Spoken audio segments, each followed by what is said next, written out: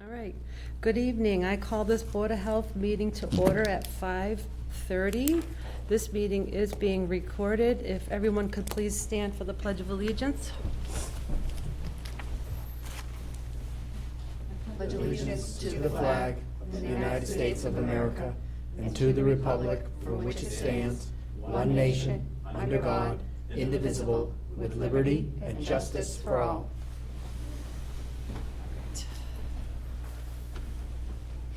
So you want to take over? We want to do minutes? Just Yeah. a minute. Okay. I make a motion to approve the minutes from March 13th and February 20th. I have a motion. Do I have a second? I second the motion. All right. A motion and a second. All in favor? Aye. Passes. All right. So do we want to go to the continue, or do we want to just go back up to the subway? You want to continue the public hearing? We have to reopen it. Yeah. Okay. Start from up here. No? All right, so new business, we're going to continue the public hearing for Subway. So we need a motion to reopen the hearing.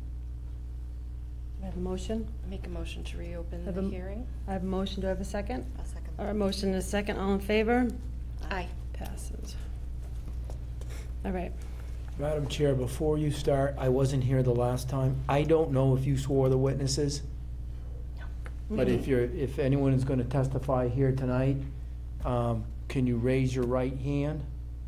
You're going to testify as an attorney? Getting all that information in. All right, if you want to do it. Is there anybody else in the audience that's going to testify? I can't see her. No, the young girl? No, Is she here? I can't see. I don't think so. They were? All right, so, Are you gonna, yeah, Lauren's got her right hand Oh, up. perfect. I'm sorry, I couldn't see you way back there. Sorry about that. Do you swear to tell the truth, the whole truth, and nothing but the truth, so help you God? I do. All right, just so that you guys know, you're all now under oath. Okay. So. I'm going to continue this meeting and, so, just to reiterate so that you're aware of what transpired at the last meeting. We went over that, we're here on behalf for Subway, and we went over briefly, but we'll go into more depth at this point of the reports, each report that was done. There were 3 inspections done at Subway. The first was done on 12/29/23, and there were 14 violations. Do you want me to read each one? I think I could. Perfect, I would prefer. Okay. So, my inspection started at 5:50 PM on 12/29/23. And, I went into Subway located at 157 West Main Street. And I encountered a, young lady that was working there by herself. I waited for a few customers to leave because I didn't wanna say I was there from the Board of Health and give anybody anxiety over picking up their food. After they left, I advised her that I was from the Board of Health, showed her my identification, and she let me behind the counter. And I started going through the basics of an inspection. I asked her if she knew how to take the temperatures for their hot holding items, their meatballs and soups, and whatever else they held hot. She said that she did not. I asked her if she knew how to take the temperatures of the cold holding sandwich station, and she said she did not. I asked her if she was a certified food service manager, and she said that she was not. And I explained to her that none of this was bad. It's, nothing against her. She's just an employee. And then I asked her if she had been trained in allergen awareness, and she said she had not. And I asked her if she'd been any training in taking temperatures, and maintaining any type of temperature logs, and she said she had not. So, at that point, I went through the temperatures with her. I showed her that the meatballs were colder than allowed by the food code. I showed that some of the cold cuts were warmer than allowed by the food code. I went to the walk-in cooler. Everything looked in order in the walk-in cooler. Everything was in stainless steel containers with dates and initials on them. Overall, the store was clean. And I left an order that night that, number one, that a certified food service manager shall be on site when food is being served. And the date to correct that was immediate. So that was an immediate order. And then on-duty staff shall be allergen awareness trained, and that was an immediate order. And that the owner was to establish temperature logs showing temperatures of all hot and cold held foods every 2 hours. And I made it every 2 hours because it was very serious to me that there was an employee there by themselves that knew absolutely nothing about food safety, and knew nothing about taking temperatures or frequencies or anything. 2 hours is frequent, but when you walk into a situation like that, that's what I required. And I draw your attention to the front page of the 1229 order. And if you'd read the official order for correction paragraph there. You see it? Mhm. Yeah. If you guys want to read it, should I read it out loud, Jeff? If you'd like, if it's part of your presentation, sure. So it basically, it's an order to do what the Board of Health tells you to do, and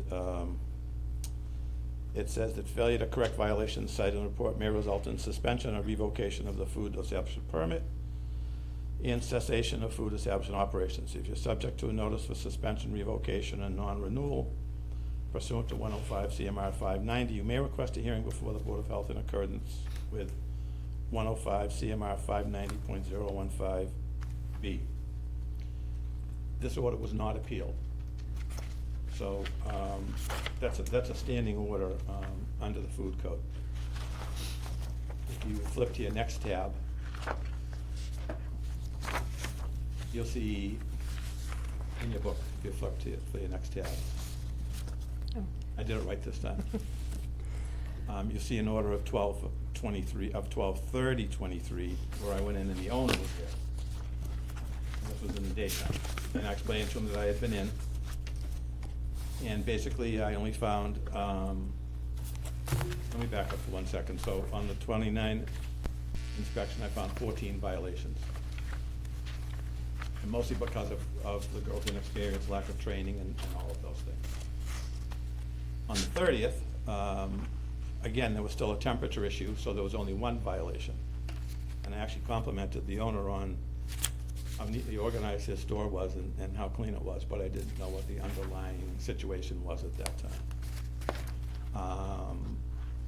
I issued an order in addition to the order on the 29th to correct cold holding temperatures. I found that his cold cuts were warmer than they should have been. So I went by probably 3 or 4 more times at night. And as you folks know, I do a lot of inspections from 6 o'clock on. That's when our restaurants are the busiest, and that's the best time to inspect. It does no good to go at 10 o'clock when nothing's going on. So I went on the 24th of February, and I always give people time to correct or continue with their violations. And I felt bad that, and I don't want to insult Lauren, but there was a young girl there by herself with no training, and I didn't want to go in every night and feel like I was harassing her or make her feel intimidated. She's a young kid. So I did drive by. I did notice that there wasn't a food service manager on the night shifts, on the nights I went by.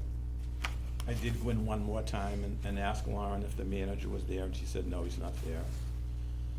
I did ask her about the temperature logs, and she wasn't aware of, you know, any temperature logs and hadn't been trained in doing any of that. So I waited until February 24th of '24 to go back. I was in town for 3 other inspections, some on restaurants that we had reopened. And there was a new girl there by the name of Gabriella. And Gabriella told me that she was 21 and that she'd actually just graduated from college as a biology major. She has her bachelor's in biology. And I told Gabriella that I had had a complaint that morning, actually from Amanda, that someone had called and said that Subway was reusing the paper liners that go inside their oven. And when you get a sub at Subway that's gonna be heated, there's a black tray, and then they put like a parchment paper in it. Your sub goes on the parchment paper and you heat it up.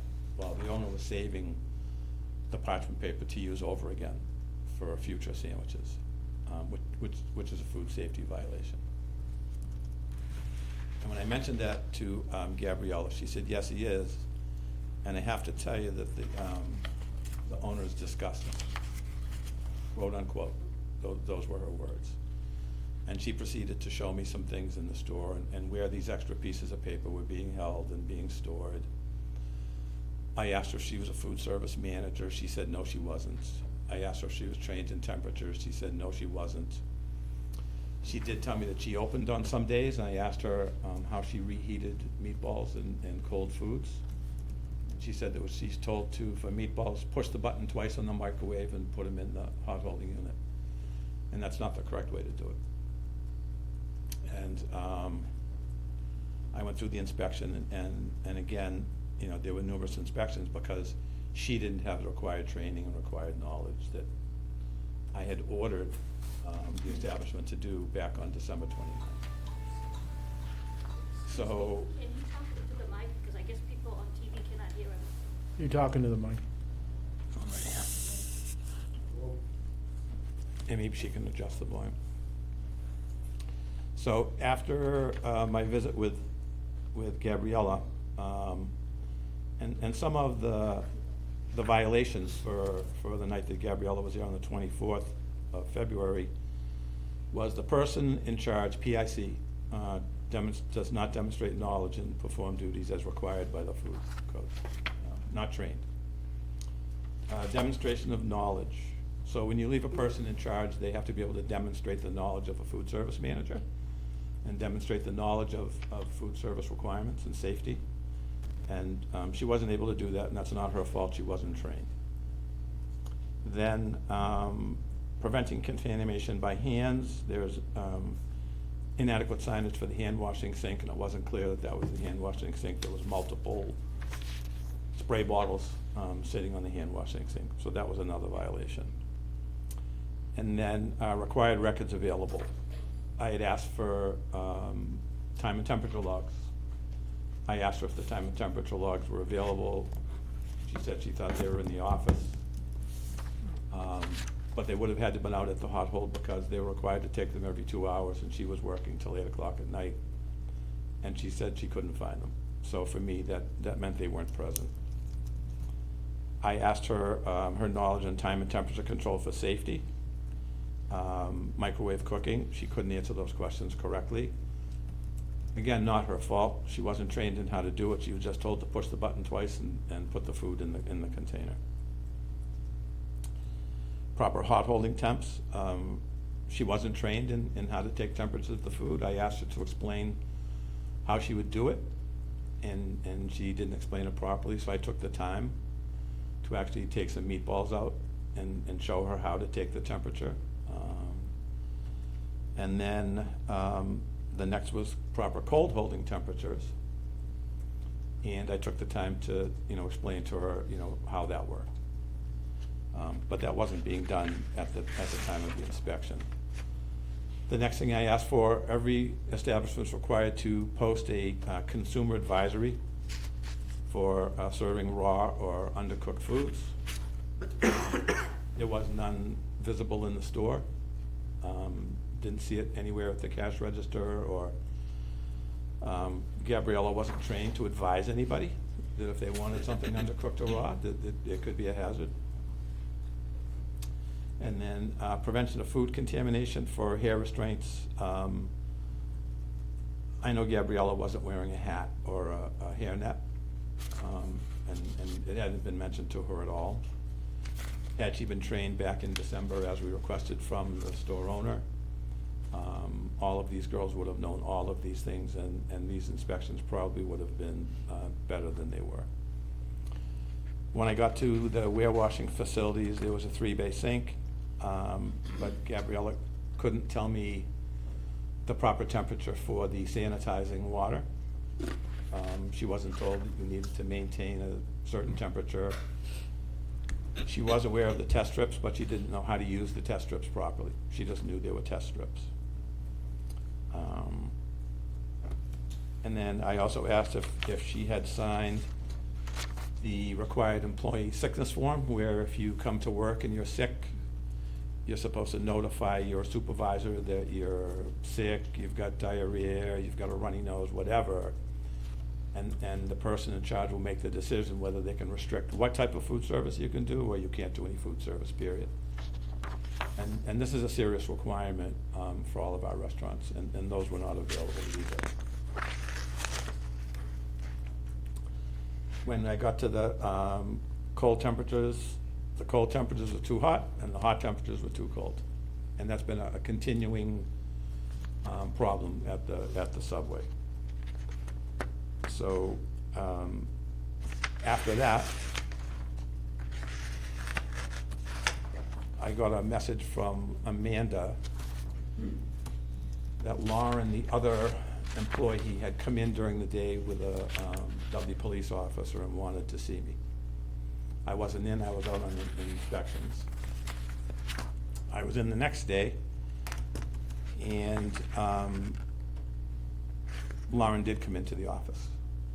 And I had her come in to meet with me in Amanda's office so that she would hear the conversation and be able to realize what was really going on at Subway. And she informed me that she had spoken to Gabby, and that she had been taking pictures of practices at Subway for some time, and that she wanted to make me aware of their pictures. And I think that the girls finally got comfortable enough that we weren't trying to make it their fault, that they were willing to come forward and actually say what was really going on at the Subway. She had 225 pictures, was it around there? I took the pictures by email, but our firewall made it very hard to download 225 pictures. So what I did do was save the ones that did make it through our firewall. And this is a picture that she provided that is of salad dressing, and you'll be able to see my cursor. This right here is a picture of some brown, foul-looking salad dressing in the bag that they were using. These are the peppers that they've instructed the girls to slice to sell to their customers. You can see a rotted cucumber sitting on top. She didn't go through the whole box to see how many were rotted, but that's what she was left with to slice and get ready for customers. This is a picture of an onion that she said was bad as well. It's hard to tell from the picture, but I included it because she felt it was important. I'm gonna go by these for a minute. This is some pictures of some rotting cucumbers that were being sliced to be put in the sandwich unit. I don't eat cucumbers, but I know they look better than that when you go to get them at the store. Here are cucumbers that are rotting and all crinkled up, and if you look closely, there's some white fuzz in some of these areas, and it's worse in some future pictures. These are cucumbers being sliced. This is the slicer right here on the left. That's a fuzzy cucumber right there. That's mold on the back of that cucumber there. And this is probably one of the more serious. This was actually the picture that made me decide that this was an emergency and the store needed to be closed. So a text message was sent to Mr. Patel, the owner, that the cucumbers went bad, but we don't have any bins left prepped of them. And here's the picture of the moldy cucumbers. And he wrote back, check for the good cucumber and cut it. And that's just, for me, outrageous.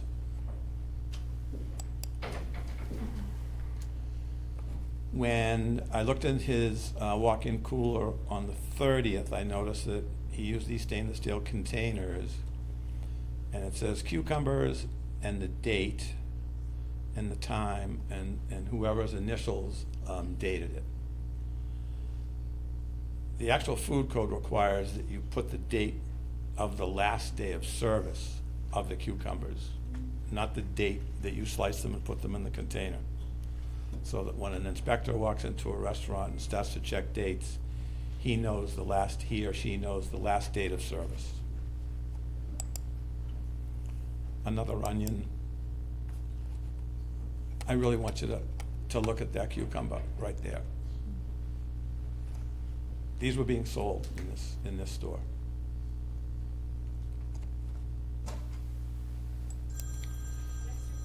And there's some more. Again, just, moldy, fuzzy, bad food. These are so bad they're actually wrinkling up and disintegrating. This one's a whole different color than the rest of the white cucumbers.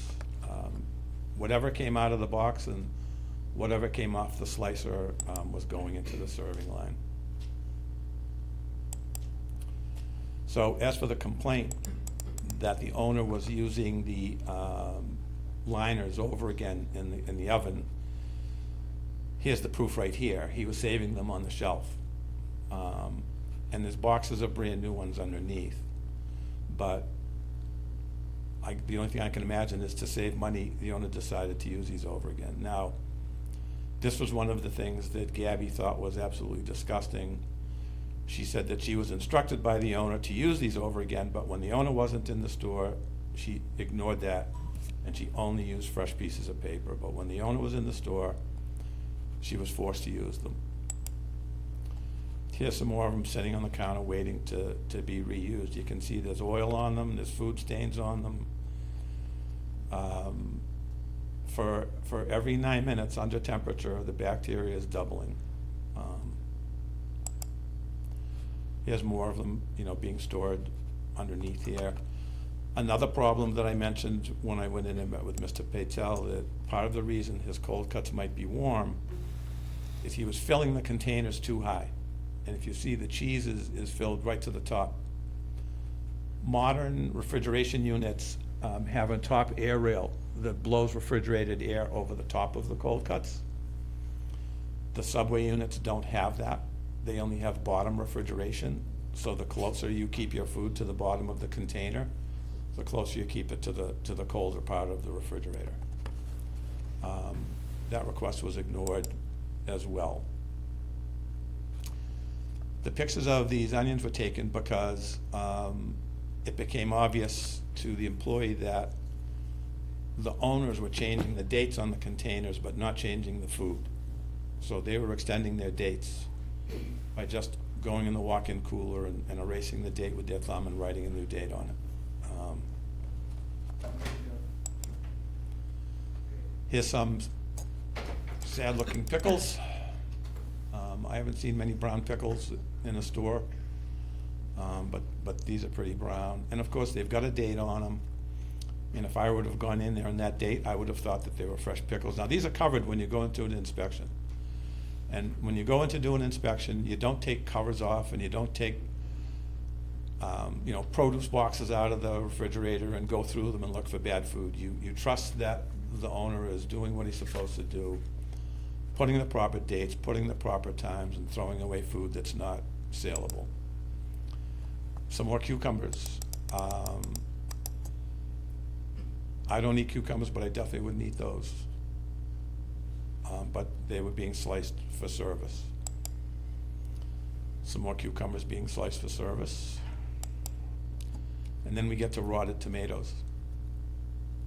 And these tomatoes were having the rotted part cut off, but the rest of the tomato was being served. And they don't just rot from the outside, they rot from the inside.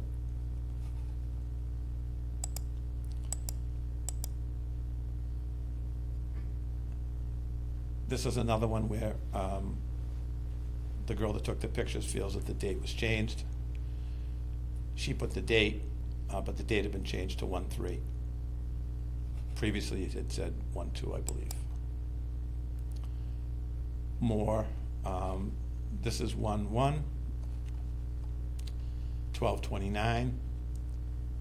If he was doing the date that he first cut them, they would still be good, but if it was the date of the last sale, they would have been outdated by a few days.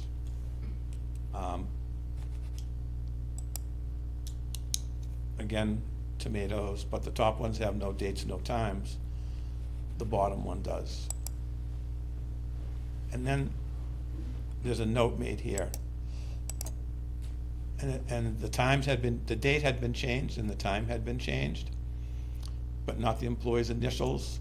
And it was written here, they don't even change the initials anymore, and I've never worked here at 10 a.m. So she objected to her initials being on food, that the dates were changed, but the food wasn't.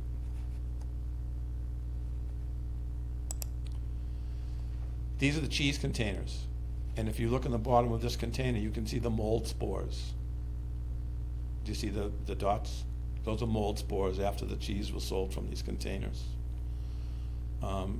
And again, probably because the containers were filled too far and they got above temperature. And none of this food is supposed to sit in water, and it appears that there's water in the bottom of this container. Here's a case of rotten tomatoes. They're being sliced. They're headed, for the line. It's fine that she's wearing a glove, but when she touches this tomato and touches another tomato, whatever came from this tomato transfers to the next, unless she's going to change her gloves every time she slices a tomato. These tomatoes should have been thrown away a long time ago. This is a temperature log, and I can't rotate it for you. In one of the orders, I ordered them to keep temperature logs every 2 hours. This is actually a Subway temperature log. Subway requires that their store owners take temperatures twice a day. When I spoke to the regional compliance manager, and I'm paraphrasing there, it may not be his exact title, his feeling was that all of the handwriting was the same on these, and that some of the times were when the owner wasn't even in the store. But Subway does have some of their own food requirements. Some are stricter than our mass food code, and some are lax. But they're twice a day, but I ordered him to do this every 2 hours to make sure that this got done and this stopped, and he did not do it. Some more tomatoes. This one's on the way out. And this is the meatball sub hot holding container. And when the fella from Subway Corporate saw this picture, he said that they have a policy that these can only be held for 4 hours.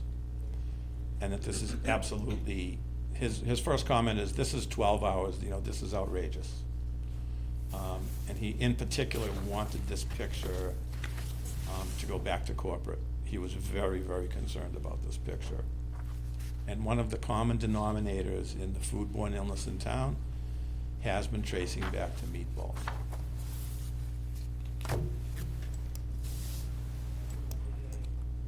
This is black mold inside the tomatoes here. This was in the line. These are being served. More fuzzy cucumbers. And these aren't all the same pans. These are different pans over different days, over different weeks, and some even before my inspection, some before, December 29th.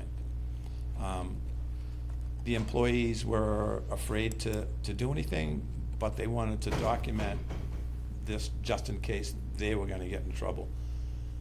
This rotten cucumber is actually on the tomato slicer. So this is a hand tomato slicer. You put it on and you push it through and it slices every one of them the same size. And if you look at the remnants in the pan, those aren't looking too well either. And then, I'll blow this up for you. So this is she took a video of this. It's not gonna let me do it. I've gotta back it up.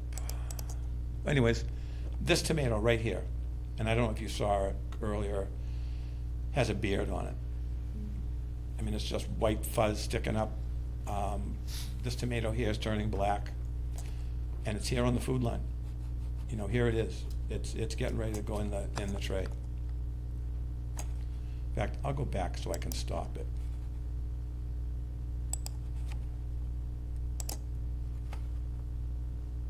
See it? Right there? Not a tomato we want to serve here in Dudley. More rotten tomatoes. Here's the slicer. The method of operation here was to, as I'm told, cut the bad part off and serve the part you think looks good. And this is what we're telling teenage girls to do, not what, the owner is there supervising. One of the rotted cucumbers after it was getting sliced. And that's all I saved out of the 225 pictures. So I explained to Lauren when she came in that she was probably gonna be out of a job.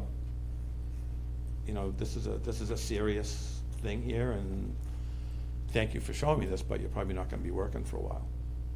And she really didn't care. She felt very strongly about this.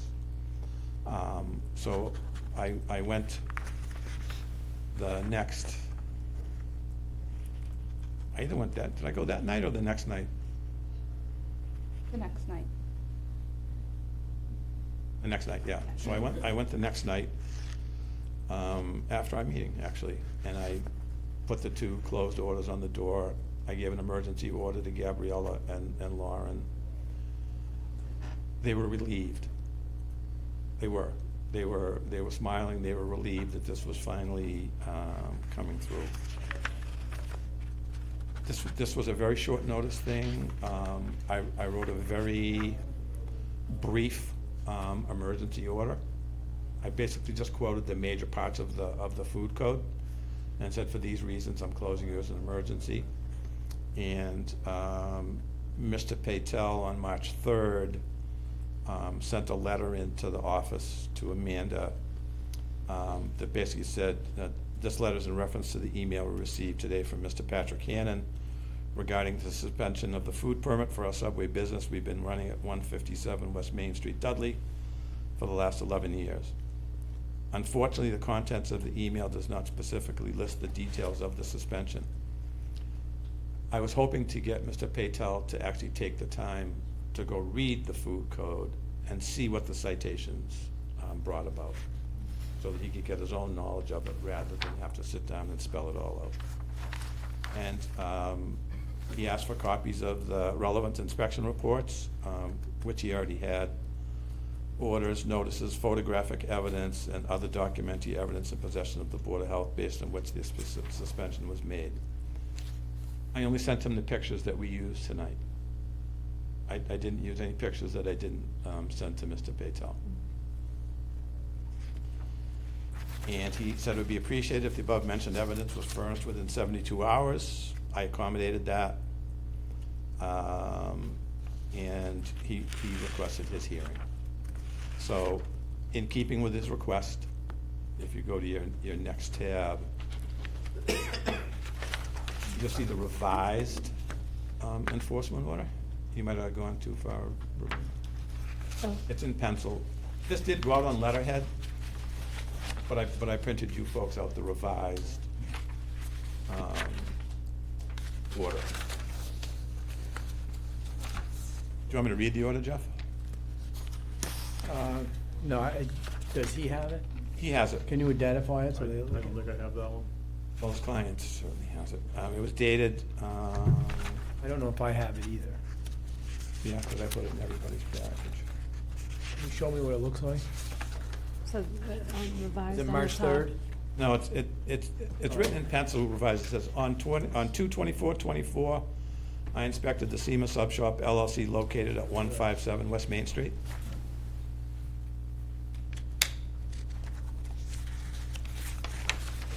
Thank you. But there's one out on letterhead. Is that the one that's dated March 6th? The beginning of that says March 3rd. Okay, I have a letter you have quite a dated few March here. 6th, sorry. Probably the one. It probably was March 6th. I think it's the same thing. Yeah, yeah. It is. Yeah, the March 6th letter is this, just on the letterhead. So I basically went through the whole thing and spelled out the violations and all of that. If they had it, if they do have it and we all have it, do we want to read it or do we just want to move on? I think you can just reference it. I don't think you have to read Okay. 6 pages. So I did respond to Mr. Patel's request for a revised order.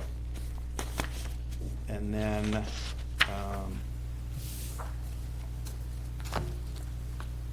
we set up the meetings and here we are. And the person that took the pictures, is here tonight, in case anyone wants to dispute that these pictures aren't of, that subway or any of that. Are you done with your presentation? Yeah. All right. I've just never seen anything like this anywhere else. Madam Chair, I would like to ask the young lady that took those pictures if she could come up and, That's fine. and could I ask her just a couple of Sure. quick questions?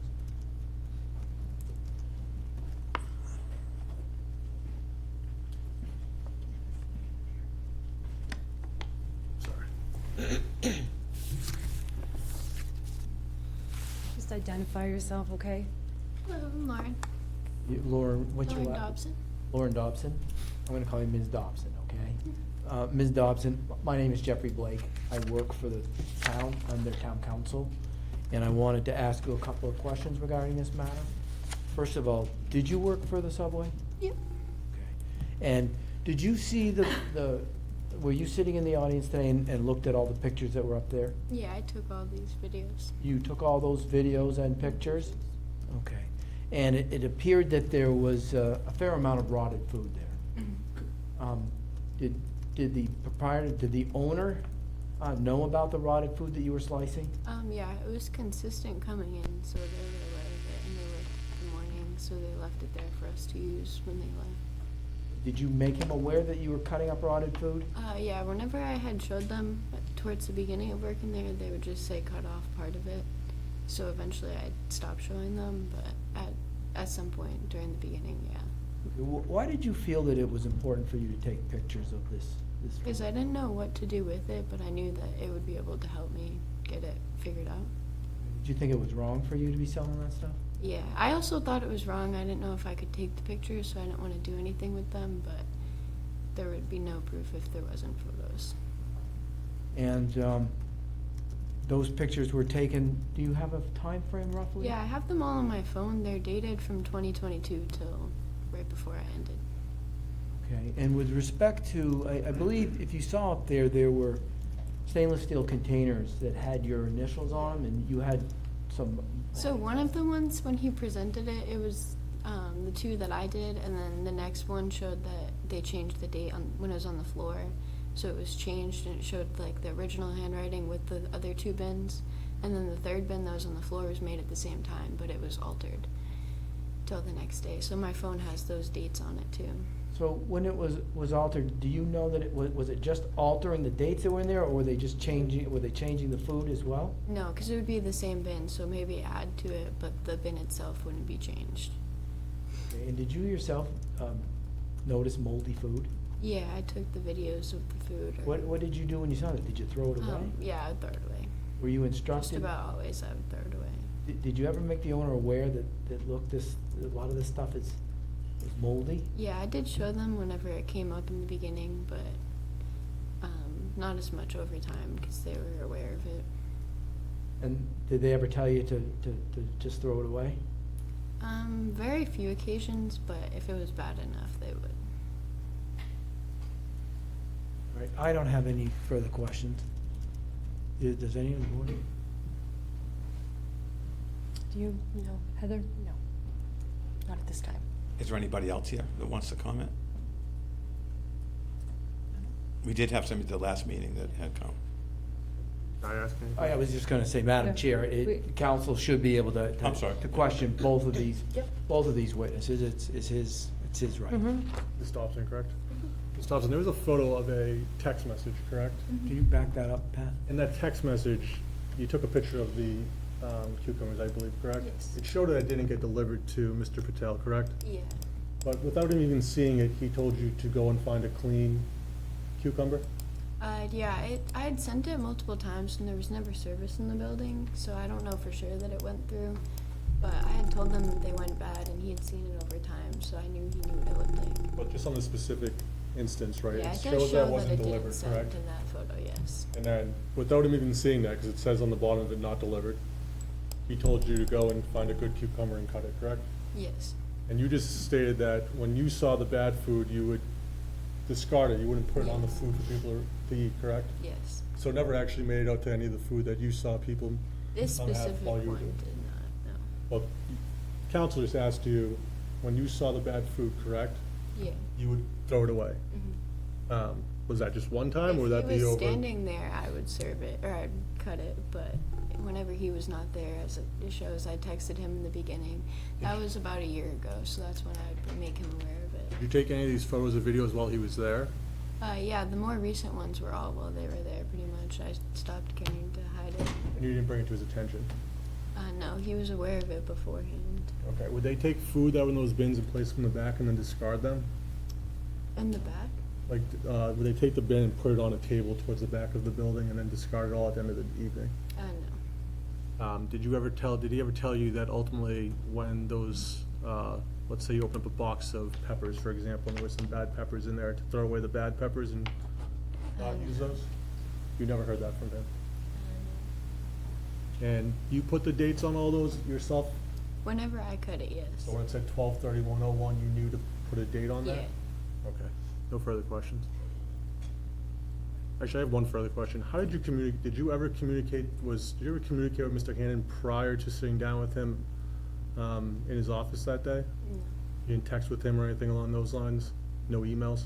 I emailed him to get to the office, but never before Nothing before this that? month. Thank you.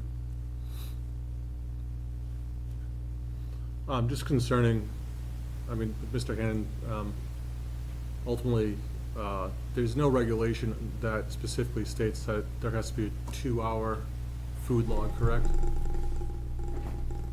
Through the chair? I'm sorry.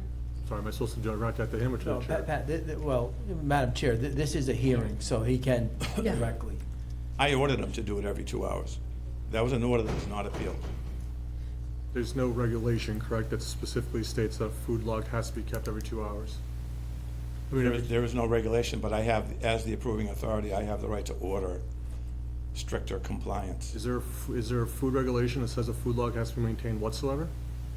Yes, There is. How often does that regulation say it has to be maintained?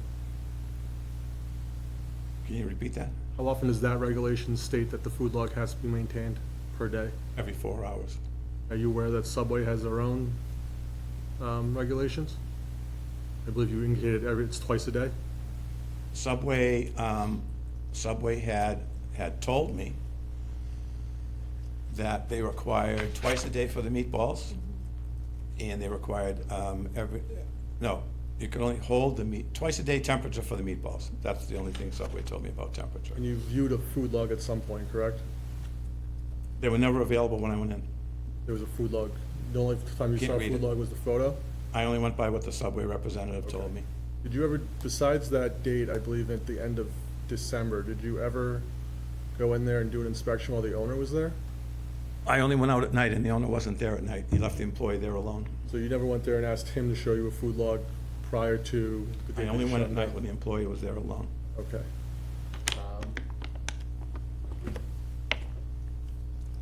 Just one further question. Does he have any food logs to present for the every Does. 2 hours? Not for every 2 hours, he has a food log to present that indicates that he was following the subway. But he had an order from me, the agent, for every 2 hours. Sir, you asked me if he had a log, and he had a log that ultimately showed that he kept a log for every twice a day in accordance with what Subway indicated that he would do. I have no further questions for Mr. Hannon. I have a question. You certainly, you can. What does the state of Mass food code require that all restaurants are required to follow? It is to check the food temperatures for every 4 hours, Yes? correct? So, Yes. and the state of Mass food code is stronger than any? Trumps everything. Okay, thank Yes. you. Just wanted to be sure of that. Yeah. So if that's the, Madam Chair, if that is the case of the health inspector, and there's nobody else here, you know, you can do it any way you want. You can hear both parties, and then you can have people get up for and against, or you can just have everybody who has complaints against them get up now, and then everybody who wants to speak in favor of the establishment get up later. It's your call, whatever you want, but. Actually, I apologize. I do remember that last question that slipped my mind. If I could just ask one further question, if that's okay, just one further question. When you did your inspections, you didn't notice any food that ultimately matched any of those photos that you just put on, correct? I did. I pointed out that cucumbers weren't brown to Mr. Patel, actually, on my daytime inspection. Is that in any of your reports? No. Thank you. Welcome. So if you want to do it that way, then you'd ask, is there anybody here that would want to get up and speak in favor of the Board of Health's order? And that looks like a no to me. So at this point, if that's all the Board of Health has to, the health agent has to present, you could then ask for the establishment owner to present their case. Would you like to come up? I'm gonna do that on their behalf, if that's okay. I spoke to the establishment owner. We did go over these photos. He's indicated that ultimately whenever bad food came in, the workers were told to discard that food food never made its way to the front of the store and into any of the subs that were actually made. I haven't seen any reports that ultimately said there's any proven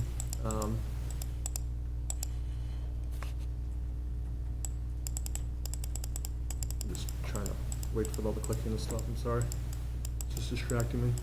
We can go through them all again if you want, but I'm just gonna ask for a second so I can present my case, if that's okay. A second one? I'm just asking for a second to present my case, but he just wants to keep clicking through all the things and having. I'm just looking for a particular slideshow. picture, that's all. Okay, thank you very much. I don't think there's been any reports that were presented tonight that show that anyone got sick from the Subway store, but ultimately, we came here last week to show all the work that Subway has done since this store was closed, I believe on the 29th of February, to address the issues that the health agent brought to their attention on that date. I also want to bring to your attention that there is a food log that's been maintained by the establishment twice a day with the Subway order that was presented to them as a franchisee. I have that information from Subway that indicates that that's what they were told to do, and that's what they were following through the time that they were closed. I know that there's indication last time that Subway had made some indication that that was not true, but I haven't seen information today. Actually, I believe Mr. Hannon indicated that when he did speak to them, they told him that twice a day was sufficient.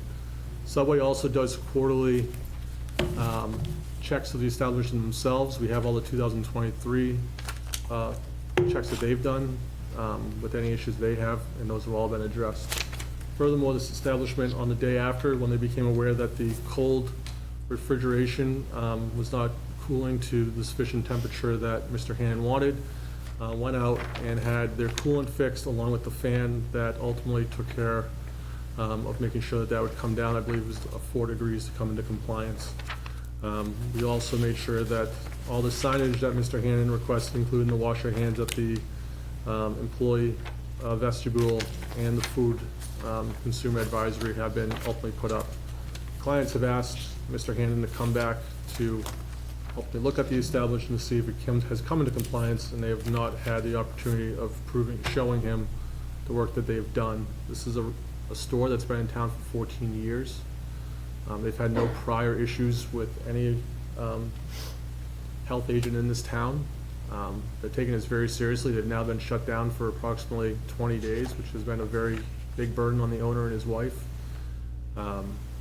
They are adamant that ultimately, whenever bad food came in, they reported that to Subway, as Subway is the company that handles all of their ordering and delivery. They don't do any of the ordering directly with the establishments themselves.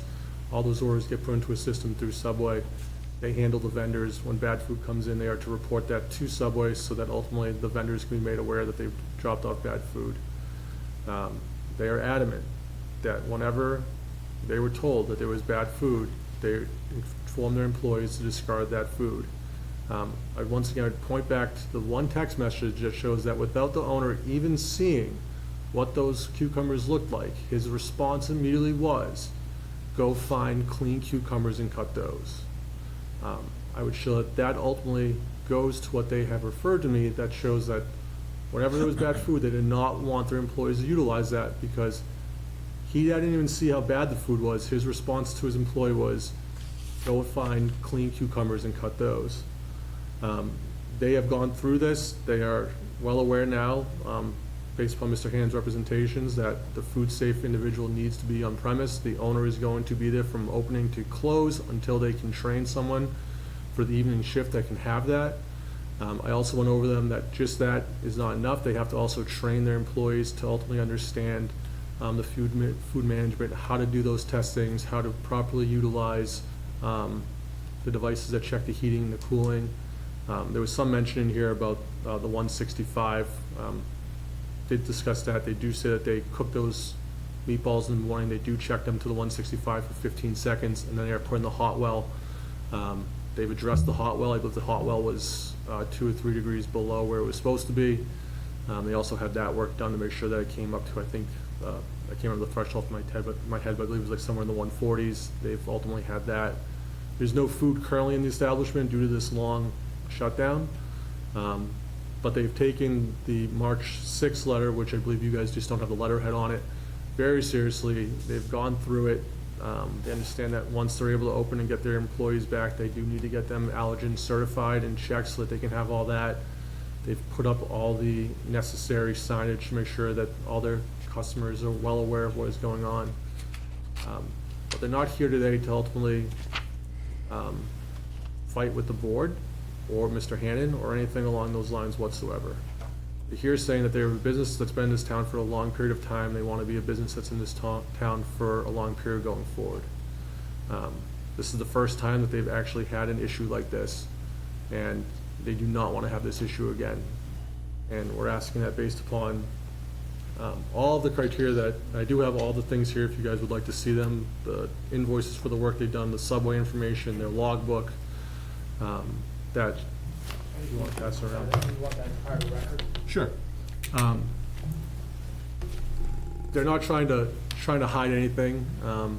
They weren't aware that these photos were out there until they logged into some database and ultimately saw them in there. And they saw the text messages, and he brought up the text message when he came to my office, and he said, it matches up exactly with what was going on. But they are asking that the board consider all the steps they've taken since February 29th, that they ask that the board take a vote to allow the establishment to be re-inspected, to show that it has come into full compliance with all of the criteria that Mr. Hannon has put into his report. And upon reaching full compliance and to the satisfaction of Mr. Hannon, that the board allow the store to be opened up with any future inspections that Mr. Hannon deems necessary. If the board requires, and Mr. Hannon has indicated that he wants the food tested on a 2-hour per day basis, that is something that the establishment is willing to do, and once again is willing to train its employees to handle, so that that log can be kept, and further to demonstrate that these employees now have the proper coaching and teaching to make sure that they're meeting all the criteria that the regulations do require in case The owner is not there, and there's a food safe manager in place. The only requirement that, if the board were to proceed that way, the only request that we would have is that there needs to be some sort of window of time given to the establishment, as there's right now no food inside the building, so they would need to contact Subway to allow one of the other local franchises to allow them to deliver some of the food over, allow it to be checked and ultimately put into the hot wells in the refrigeration system, so that all those proper testing can be taken by Mr. Hannon to show the compliance. But once again, we're not coming here today to ultimately argue with any of the reports or any of the evidence that was put. We're here today to lay forth all the steps that this establishment has taken, to tell the board that they take that report very, very seriously. They're well aware now, after numerous sit-downs with me, about the requirements that they have concerning the criteria that their employees need, that they need to be certified, that they need to go through certain testing to make sure that they understand these things in this industry, and they're going to take those steps with their employees that they currently have, and anyone they hire going forward. And therefore, based upon that, we are leaving the board's hands, but we do ask you to look at their long history in the town without any issues and the steps they've taken over the last 3 weeks. We're asking that you allow them to come to show their compliance and to reopen here within the town. These reports right here were the ones that you said if food was delivered. No, those are those Where are Subway. the ones that you mentioned, that if something was arrived rotten? So my understanding from talking to the owner is ultimately they would just have to put that into a system and to let Subway know, so that they directed it with the vendor. I don't think there was any report that gets printed out okay. concerning All that. right. The criteria you have is that Subway requires that they have one inspection on a secret basis every quarter. So that was from the 2023 period, because they have not done one yet for the first quarter of 2024. Yeah. You stated that the food logs here are every, twice a day. That's what I was told, yes. The temperature controls, correct? Yes. So, my first question is, the food code states that it needs to be done every 4 hours. Regardless of what Subway says, they have to follow the state of Mass food code. So they should be, without any orders or anything, they should have been checking it every 4 hours, which they were not doing. They're well aware of everything now. They were, Okay. I fully, No, I appreciate I fully that. agree with that. My second thing is, back on December 29th, they were given an order to test the temperatures every 2 hours, and they did not do that. So back on this order on 12/29, when there were 14 violations, why didn't they contact us? Why did they just go, oh, okay, and not address it at all? Why did it take for us, as the Board of Health agent, to shut them down, that then they decided, oh, I guess we need to act upon this? Why does it take that? I just want to know, that's all. So I do a lot of criminal law, so it's a little bit different, but ignorance is never a defense, correct? But I would point to here Absolutely that not. their stance was that, and I had the same question, because it happened 3 times. Their stance was they had information from the Subway franchise that said this is what they were supposed to do, and these were their standard operating procedures.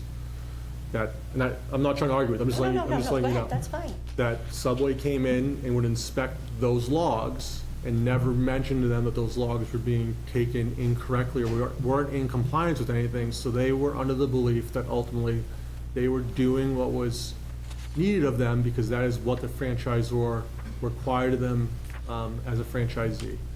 That information has now been told to them, that ultimately, if there's an So order the- from the agent, that is gospel and what needs to be followed. And the state food code is gospel.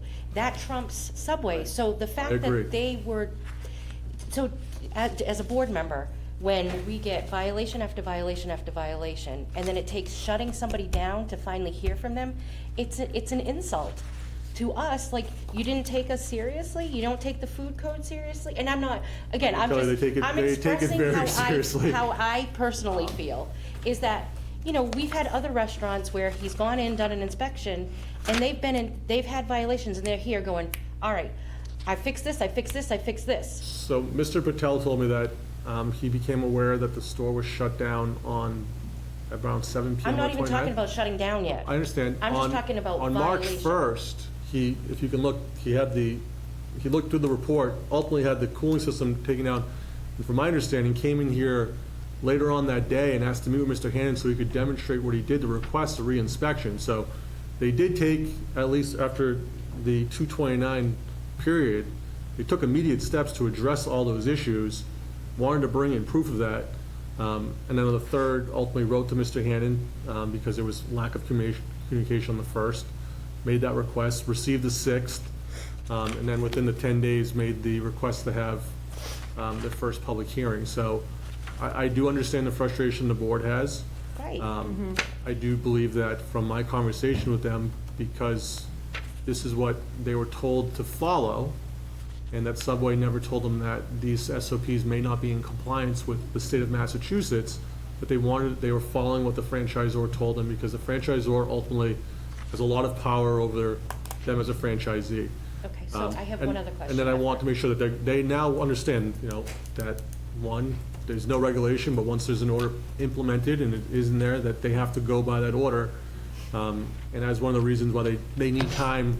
The owner is going to be there if they open up again. He's going to be there from the start to the end, because he needs time to train somebody, make sure they get the proper certification as a food safe. That's why he can't just leave after the first day they're open, because they're not going to be able to take those 2-hour testing on their own without going through those proper mechanisms. So again, I'm still gonna back up to my first question is, we've had restaurants that we have gone and given them, like on 12/29, the 14 violations. And when we give them that, they contact us within a couple days saying, can you come back and do an inspection? I've corrected everything. Why did we send one on 12/29?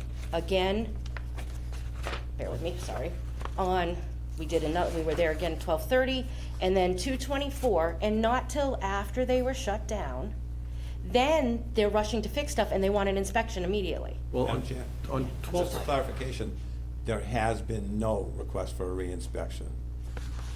Amanda handles all of those calls. There was no request for another inspection. Thank you. Can I ask?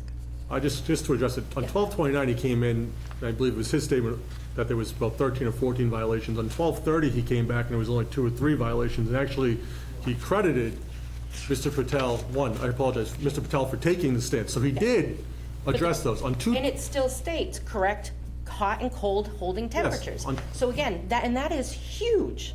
That's Okay. like, I don't know if you understand. I do, but we don't That's know, huge. we don't know how, at least everything else was fixed. There was one left over. We don't know from that date until 2/24, they were in compliance or they weren't in compliance. On 2/24, he comes in, gives them the order, and then on 2/29, without any further information, shut them down. So we don't know what state that restaurant was in on 2/29, because there was an emergency shutdown after he met with the employees. So we were speculating to say that he's not taking any additional steps. Well, he did try to another address that. inspection on 2/24, which had numerous violations. Yes, he did, again. yes. So that was his reasoning for then shutting them down.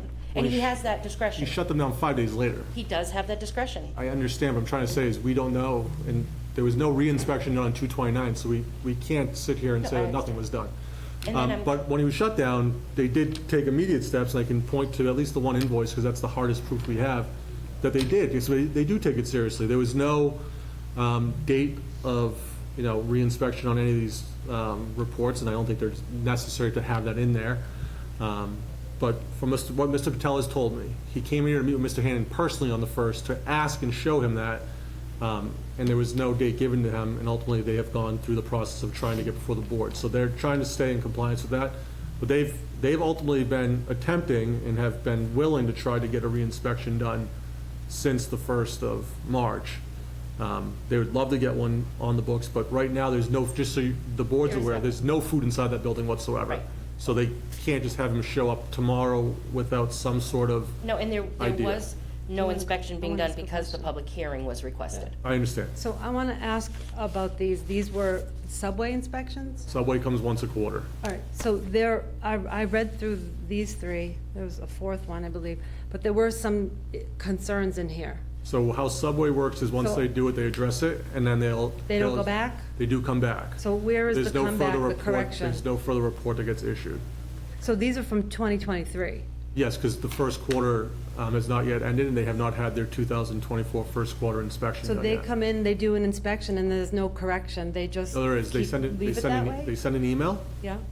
showing with a report, and then it says that within the next 15, I think it's 15 days is what they've told, that they'll come back in to see if if those have been checked, but they don't give a follow-up report.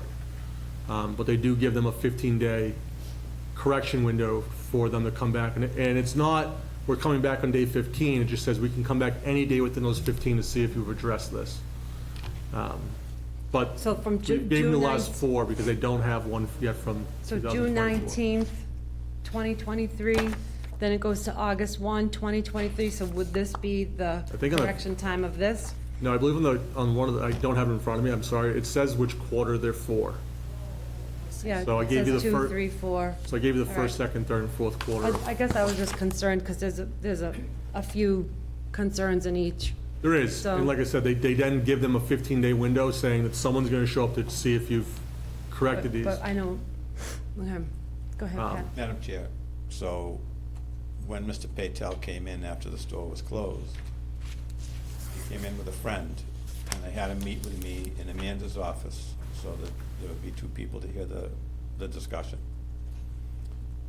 Mr. Patel admitted that all of these pictures and things were accurate, and he apologized and wanted one more chance. I'd issued 3 orders that Mr. Patel did not respond to, did not comply with, and they were all around food safety, they were all around certifications, they were around all of those. And his best answer was, I told those girls to get certified. That's not somebody who cares. He should have taken the steps to sign them up for the course, pay the fee, give them the time to get certified. That's what he should have done. And I don't even know if you can be a food service manager at 17 years old. And did that take place, Amanda? One quick question. Are the owners serve safe and allergen trained? I believe Mr. Patel is, So just one? yes. Okay. My second question is, by reusing the same sheet, does he realize that can be allergen, it can be cross-contamination and allergen problems? And why does he reuse the same sheet? So Just he's curious. adamant that he does not reuse those, and that whoever took that picture were doing that without his knowledge, but he is well aware that if those are reused, because there's food from one prior subject that could have raw food on it, or cooked food, or raw vegetables on there, that could ultimately lead to a germ issue. What I'm trying to say here is I'm not, Go ahead, Jeff- keep going. No, but Jeff, is it an issue that he's giving testimony from someone who isn't under oath? well, you gave testimony about with Gabrielle without her here. Well, I think he actually put his hand in the air when he testified, when I Okay. so I'm warm, just- and, I'm just- and I think the board can understand that, if you've got questions for Mr. Patel, I think you could ask him, and if he doesn't want to He's answer. certainly willing to answer any of your But questions. if we want to ask Lauren if they did use those papers over again and we're told to. Sir, all I'm That's a telling, fair I'm question. not trying to argue, what I'm telling you is what Mr. Patel told me. So I if there's appreciate that. anything there that Lauren says, I don't want to say that Lauren's a liar, I don't want to say Mr. Patel's a liar, I don't want to call anyone a liar. What I can tell you is that when all this came for me, I did the same thing that anyone would do. I read through a report, I asked questions concerning what the the health agent had in there. We saw the pictures, and, he's well aware that if they are reusing this stuff, that is definitely a source of potential cross-contamination. It's different if you drop food on a floor, because germs don't jump, right? They just don't. But if you're putting something on top of something, then there's an issue, and he's well aware of that. He's the only individual there right now that is ServSafe certified. That is why one of the points of correction here would be for him to be there from opening to closing until he is able to get other staff members going through there. When we were here actually last week, before the meeting started, one of the questions I had to him was he willing to ultimately, cover that cost? So would Subway have something to cover those costs for getting in there? And he said that was something that he would look into so that he could make sure that there was at least one person on staff per shift, if he wasn't there, that ultimately had those certificates. But everyone needs to be, I believe, allergen certified, so that's something that's gonna happen immediately. Tough thing for him is right now, he doesn't know with the long shutdown, you know, if other employees have found other employment or not.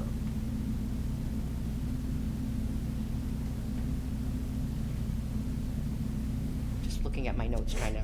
Yes, I don't want, I mean, I know Miss, I think it was Miss Dobson, I know she's here, so I don't want her to think would sit here and call her a liar or anything along those lines, because that would be out of line, so. I'm taking what Mr. Hannon put in there as being accurate and how we've addressed it to come into compliance with those accuracies. Do we have anything else? I have one more question, sorry. I don't know if you can answer this, or if he may be able, there was a picture of the bottom of a cheese container Okay? with mold on it. How does a container like that end up with mold on it? Just curious. So, It's I just can't what answer that because I you wasn't know, there, so I'll I'm actually, curious as if you're okay to, with Mr. Patel answering it. no, absolutely. Just raise your right Did you hand. raise your right, do you swear to tell the truth, the whole truth, and nothing but the truth so help you God? Okay, we never use the molding one because I think the picture shows, I don't think so it's a mold, or if it is mold, I don't want to argue it, but we never use it. Every day we change the container. So once we, at the night time we change it, something in the bottom, like the water or the something, it's not the mold. We change every day. In a one day, I don't think so it's gonna be moldy. Okay, so the container will say that's discolored, that had discolored. Do you still have that container? Is it still discolored? No. It's not discolored, or you don't have the container, or no to both? Did you clean it? What did you do with it after? Yeah, we have to clean it. So you And cleaned it's up- no longer got No. anything in the bottom of it? No. Okay. And then you said you clean the containers every day? Yeah. Is that, so like your meatballs, they come out of the hot holding, where do they go? Do they stay in that silver container? Or do they go No. in another container? No, we throw it out. The meatball. No, okay, so, and you wash that container every night? Yeah. No, not the every night, or if sometimes the employees put it in the cooler. So when we open it in the morning, Yep. we throw it out, wash it out, the containers. Okay. Is that meatball container, the picture we saw, it shows all burnt stuff around the top of it. Is that in the container? Or was that just from, I mean, that, I can't, I does, think what you're asking, is that the? From one day of so meatballs? Was that from just the sauce being in there for that one day and No. cooking, or was that ultimately from a few days of being in there? Like we know we have to throw it out meatball every 4 hours. So that's we do. But you use the same container? No. Well, So- you can see in the picture that it looked like it had, burnt. it was caked on. And So burnt. it So is that clearly from the wasn't 4 changed hours? from the previous day. Yeah. The one with the It's mold sitting wasn't, in the hot well. so, Bring that up. So when it's sitting in the hot well, if it burns on it, do you reuse that, or do No. you use a new one? New one. And then you would wash the old one? Yeah. Is there is the plastic bag in there? No, and so- that's the one thing. So we throw it out the whole bag. But the picture we have shows the sauce directly in the metal, and it's caked in, like, to me, and I'm not, but it looks like it's burnt on, you know, if you've ever left something in the crock pot for way too long, you know, you can, and that's what it, and I'm just trying to figure out why it looked like that, I guess. I don't know when she took the picture because there is you could see that there is no meatballs in there. So, well, no meatballs No or no, meatballs. it's still if I could, pretty, this was Dirty. something that when the corporate fellow from Subway showed up here, he looked at that and he said, quote unquote, that's 12 hours. But under the food code, when you took this out of the hot holding table at the end of the night, this needs to cool down within the next 2 hours to 70 degrees. And then it can be put in the refrigerator to cool off. But if the girl that's on service is closing at 8 o'clock and punches out at 8:08, that got put in the cooler without cooling down to its proper temperature. And that's part of the reason that the meatballs became hazardous. And I bring one more point, that Subway serves, Jen, I'm missing the word, I'm having a brain, highly susceptible population.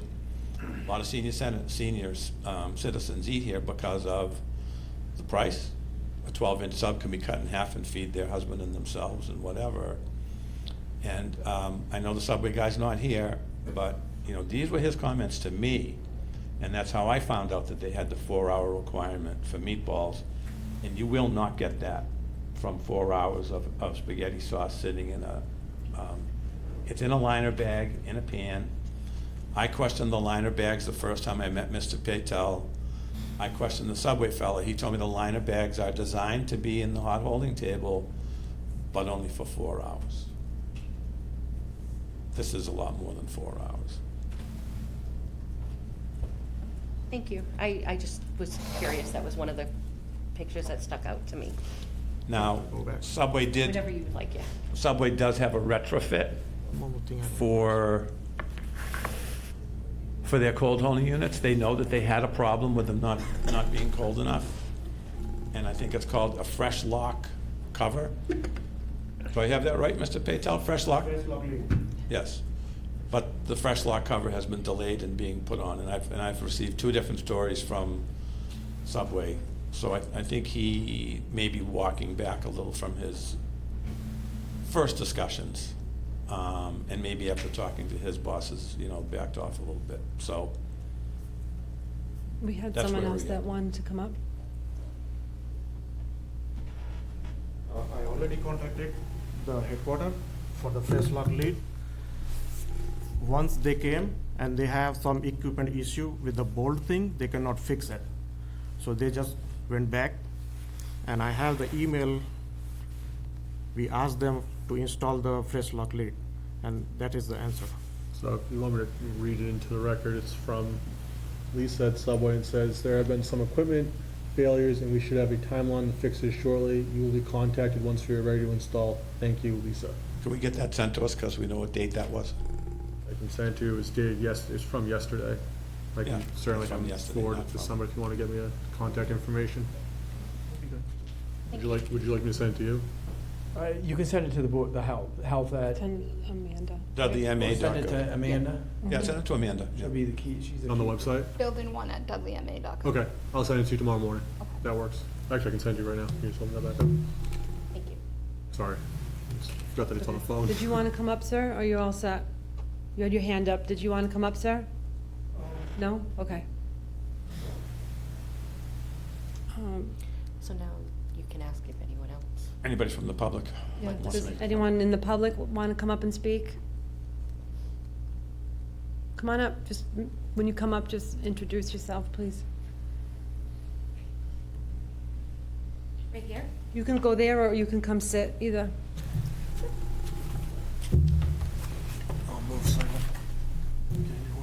Do I need to raise my hand or anything? I don't think you're testifying, you're just No, commenting. State your name. we've lived, my name is Melissa Carter. I live at 58 Brennan Road, and, you know, we occasionally, me and my children and my husband go and have food, and I've told them before, as soon as you walk in, it's clean as a whistle. That's like me as a customer, that's the first thing I look at. But how do we know that we're not gonna get any of that? Like, if it opens again, you know what I mean? Like, that's, I don't know. That's kind of scary to have my children eating at a place and they're serving food that's not fresh. I've worked with my father before, and I've made sandwiches and served people on the hot food line, and yeah, it wasn't up to me to get safety certified. It was up to the manager to make sure that all the employees are safe certified. Because you're working with cutting up the meats, everything, knives. I just can't like say it enough that this is what, the second time they've been closed already? You know, and Subway has a very big name. I don't even know if I want to go eat at any other Subway, to be honest, because you don't know if you're going to be able to, if this is happening here, how do we know it's not going to happen anywhere else? You know, so, I mean, personally, Dudley is a nice town, and they've got nice restaurants, and so it's finally nice and good to know that we have finally a Board of Health gentleman that is actually he's doing his job. He is. So, I mean, maybe starting them off with probation, I don't know. But I just know, like, it's a shame. But two, it's safety. That's just it. Cold cuts, and I know myself, you have to check the temperature all the time. Even working at Dunkin's, you do the same thing. You check temperatures all the time. If something's bad, well, you let them know, this is what came, I saw this, and the manager should throw it out. I don't know, that's all I have to say. Thank you. Thank you. Does anyone else want to come up? Okay, I just want to. go ahead, Jen. Just a comment. Yeah. So, I've been on the Board of Health for a while, and unfortunately, over the past several years, during COVID, and then the years after that, and we have not had a health agent dedicated to Dudley. We've shared with another town at times, and then we've also haven't had an agent. And so the food inspections, we had no one, it's not an excuse for, it's just we had no one there. So unfortunately, all of the restaurants in town got a little used to nobody being there. So now we're very fortunate, and food health and safety is huge to us. It's very important to us. We take it very seriously. We're, two of us are Serve Safe certified. Amanda is Serve Safe certified, so that we know what we're talking about when we talk about it. Because there is so many things that can go wrong, and so many things that can cause harm to people. So, and yes, he's gone out, we've had to shut restaurants down. We've shut restaurants down in the past before too, other places. So, but the food code should be followed, and we're here to make sure that he's doing that and following the food code, doing everything properly, and he lets us know about just about every inspection, I would say, that you do. So I appreciate that, and I just want the public to know that we don't take things lightly. We take it very seriously because we do know the outcome that it can have. They're both nurses, excuse me, I apologize. It's fine. She's a nurse practitioner. They know what foodborne illness can do. They know. So just so that the public is assured, we do take things very seriously. And we're very happy that things are being followed as they should have been all along. So Right. I just wanted to Thank you. express my. So, Madam Chair, if there's nobody else that wants to give any testimony, then I think what you can do at this point is you'll take a motion to close the evidentiary portion of this hearing. And once you do that, then you can deliberate on how you want to. And as soon as you close that, I'll give you what you can suspend or revoke a permit for. Okay. I'll make a motion to close the public hearing at 6:53. Close the evidentiary. The Evidentiary portion. I had to write it down. Sorry. I have a motion. Do I have a second? I'll second the motion. All right, motion and a second. All in favor? Aye. Aye, passes. Okay, so now, no further evidence will be taken. Typically, we don't, your health agent doesn't get to weigh in any further, and neither does the other side. I say typically because sometimes there might be some minor clarifications you want from the other side. But anyway, so now the issue before you is, I suppose you could give a warning.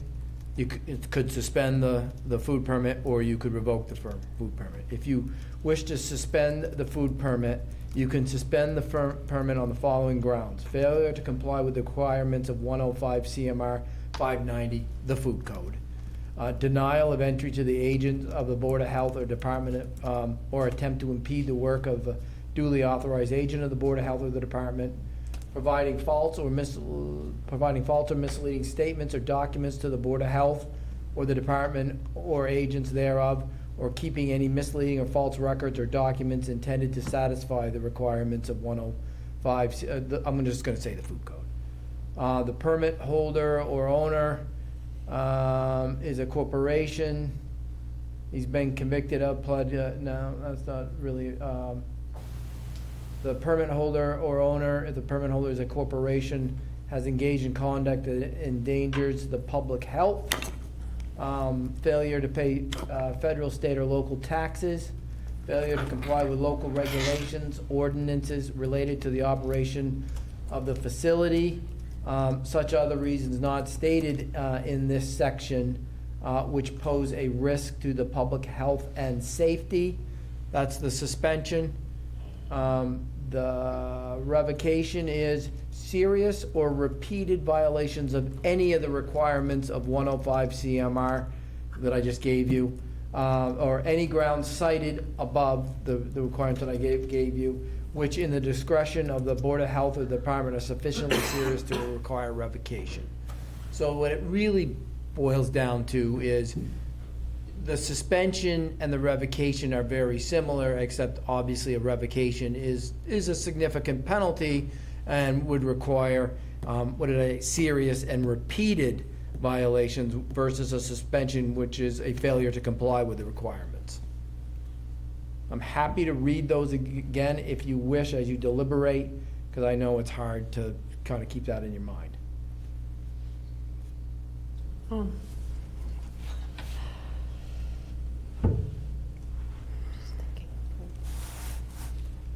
The one you read right before you got to the revocation under the suspension.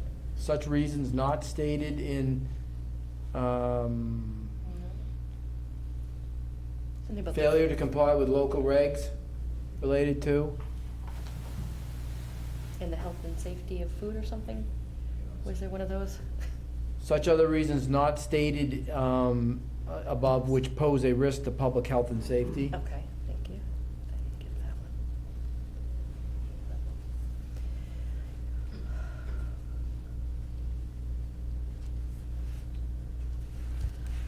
So, Madam Chair, I voiced my concern earlier that it took for us to shut them down before any contact was made, anything. Do you know what I mean? And my big issue is with the food temperatures, because that's what can cause hot or cold. I guess the pictures we saw are horrible. But the food, the food temperatures, if you're serving good food, the temperatures are gonna affect. That's just me.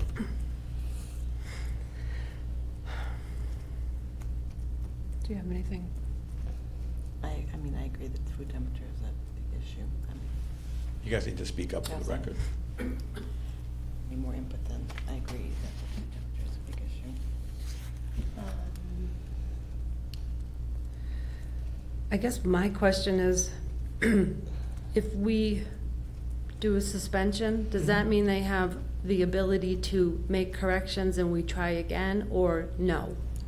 That's exactly what, you could Okay. suspend with with conditions to reinstate to bring the license back, which would be, I think frankly, council laid out a number of conditions that they're willing to meet, and I don't know about you, it's you, not me, but it sounded like it was a pretty comprehensive list.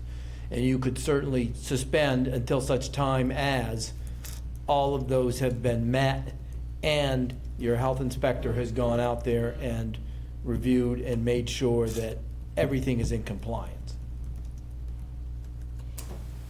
So I guess one of my other questions is, I'll jump on you. If you do a suspension and you allow them to reopen, can you have them reopen with, like, Contingency? yeah, contingencies such as the hot and cold has to be checked every 2 hours. Yes. And it definitely increased inspections, because we do that with anybody who's had issues.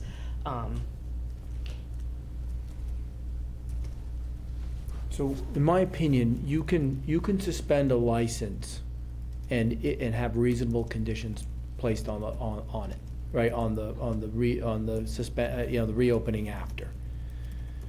If there are violations, I don't believe that you could just, at that point, say you're done, you're revoked. You'd have to bring them back in. Everybody's allowed to notice and an opportunity to be heard. However, if you suspended with some, these, that would be, this would be a final chance. The next time around, you, most likely, depending upon the violation, the most likely, the next one would be a revocation. But, it's your call. I mean, there are 3 violations here. As everybody pointed out, they were pretty serious, and they were serial, so, but you can certainly condition it, a suspension, and ultimately give them back their food permit with those conditions.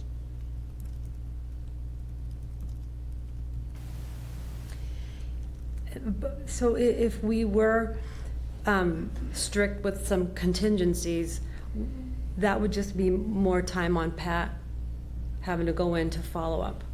That, somebody would have to Right. check for Right. compliance. I'm just and that like falls thinking on out Pat's loud, shoulders. like, I feel like what we've seen with folks who were sick and the food that we saw, like,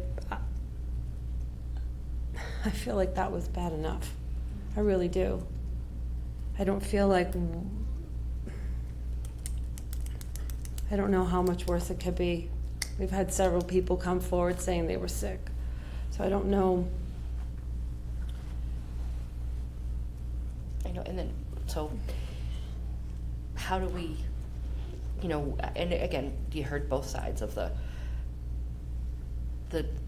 we saw the pictures of the bad produce in containers. And it got to that point. So how do we, and if they get bad food delivered, how do we control that, do you know what I mean? Mhm. How do we control that, or how do we even know that that won't happen again? We don't. So that's. It wasn't thrown another away. one- That's another one of my concerns. I have a few. I don't know if I'm willing to take that chance. Yeah. So we have to come to an agreement. And this is something we have to agree on this evening. You could continue to a time and date certain, but, at some point, I think you're gonna have to pull the trigger either way. Right. Just Pull the Band-Aid off. Yeah, rip the Band-Aid off, I'm sorry. It's that country boy in me, Oh, that's okay. I was gonna say bite the bullet, so. That's what he said, I think. All right, so I guess we have to entertain a motion, guys. We have to kind of, they didn't follow the code. Correct, and they weren't aware of the code, which is bothersome. And it is a huge risk to the public, their Yeah. health. And I think that's our number 1 goal, public health. Madam Chair, I want to make one comment. You had indicated that people had come forward because they were sick. I suggest nobody came forward here that they were sick. No. So you would have to, No. that can't be a part of your decision, because that's No. not No, the no. evidence for it. Okay, That's good, not good, even- good, good. No. I'd like to hear evidence of that. I do see other evidence.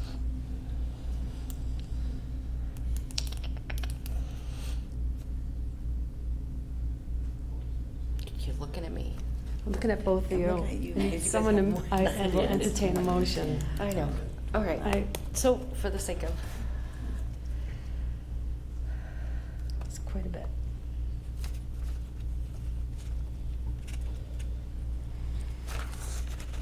This is tough. I know, it is tough because no matter what we do, it hurts a business in town, but we have to protect the health and safety. And all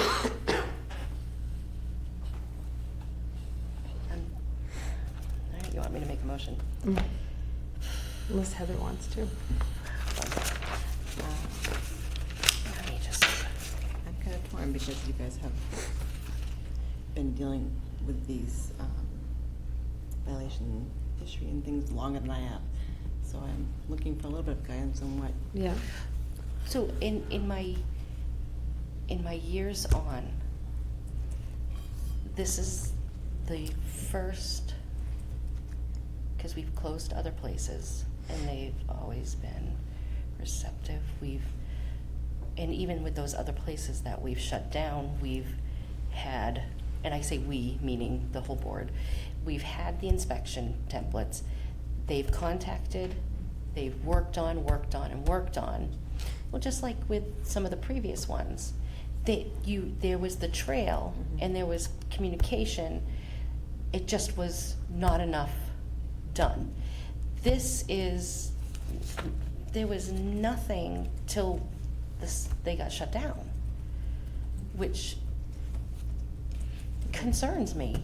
You know, at least some of the other ones, they knew,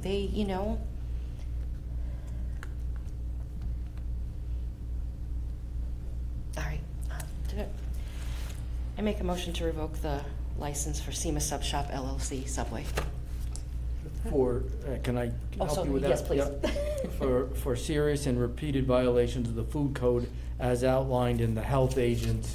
Yes. I believe that was that March 6th one that you provided to the, Yes, Yes. yes. Sorry, I didn't mention that. It's a mouthful. I have a motion, do I have a second? I will support that. I will second it. All right. I have a motion and a second, all in favor? Aye. Aye, passes.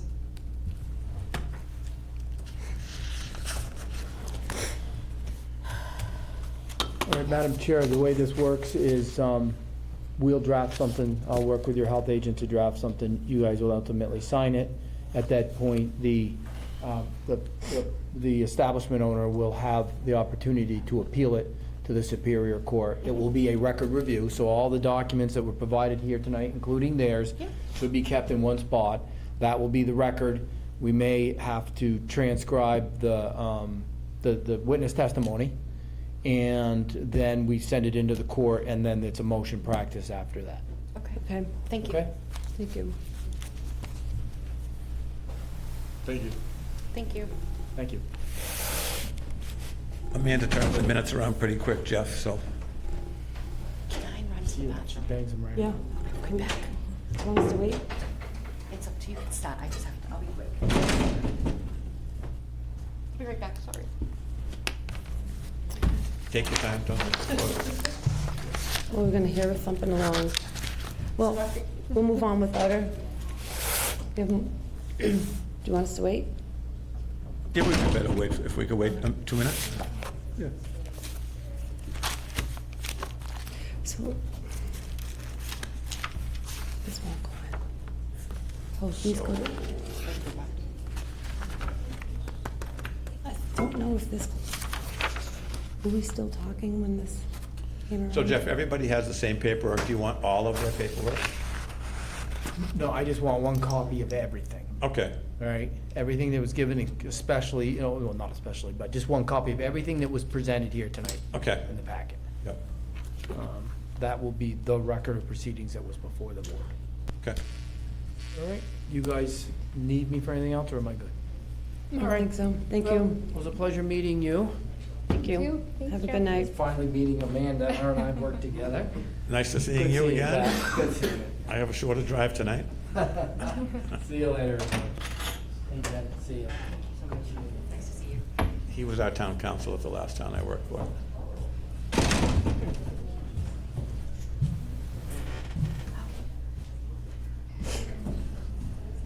Good grief. Thank you. You're welcome. Okay. All right. So under new business, we have continuance of 2 Leonard Ave, the nuisance issue. Pat, you gonna?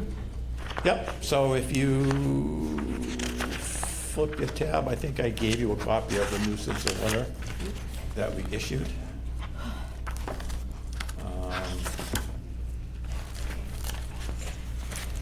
It's, It's under number 5, I think. Yep. it's unfortunate that they did a good job of complying in the beginning. And we're down to, I thought the way we left it at our last meeting was, you know, parking one tow truck at the house in the driveway was not a big deal. I explained I drove a tow truck and I took a tow truck home every night. But most of the vehicles were gone in the next 2 weeks after our meeting. And now in the last week or so, I've been going by daily and checking. And there's a snowplow truck still left out in the street. And if there was a place to park the other trucks, there's a place to park the snowplow truck. And I just feel like he just doesn't want to do it all. So maybe we could ask them what the plan is for the snowplow truck. Sure, I come forward.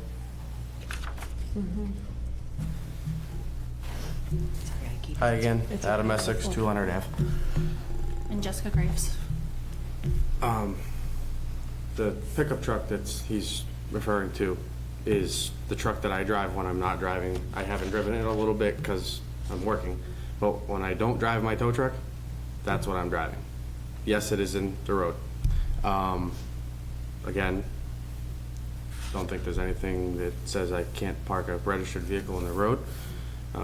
We were pertaining to the business vehicles at the last meeting. At the end of the last meeting, unfortunately, it was off the record, unfortunately now, I did ask Pat if he was talking about my personal vehicles. And he said, no, your personal vehicles are fine. So now, I think we're kind of pulling for strings here. I do have a place that I have rented, have signed a lease as of April 1st. That's where I worked it out with the new landlord, that's where my trucks have been. So I drive one home, and if the truck didn't have a plow on it in the front of it, you probably wouldn't even have noticed that it was a pickup truck sitting there. Like, it's just, we're kind of, I'm not trying to be rude and I'm not trying to piss anybody off, but we're kind of pulling for strings here. I spent a lot of money and figured this out and did what I needed to do, I think. Madam Chair, if I can ask a question? Can you just refresh my memory? I'm reading through the minutes, but just to, so how many, you had a flatbed? Yeah, I own 3 tow trucks. One stays at a driver's house 24/7. Right. And the other 2 were parked at my house. Mr. Annan had given me the opportunity to, you can have one, because he understands that we are 24 hours, and if I have to go, I gotta go. So there is 1 tow truck at my house. A pickup truck that he's referring to is just a ordinary pickup truck that any contractor would drive, any citizen.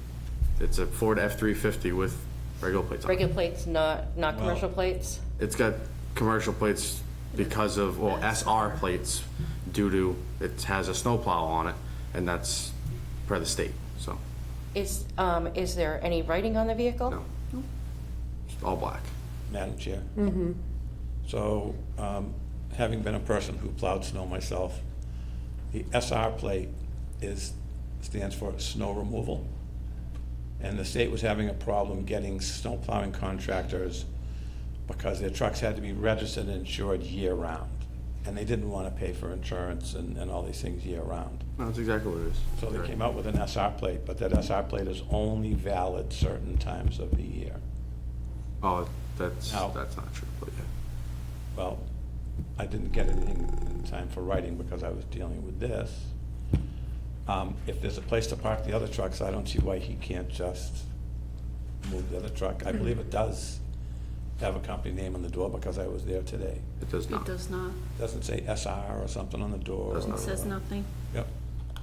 So, you're not willing to park that truck somewhere else? I can after the 1st of April. So can we continue this to our April 16th? No, I don't meeting? want, I'm not trying to continue it to, All right, so will you just agree to move it by whenever you get to your lot? yeah, I'll be happy with that. 100%. Like I said, the lease He's is, done everything else. He's done everything we asked him to do.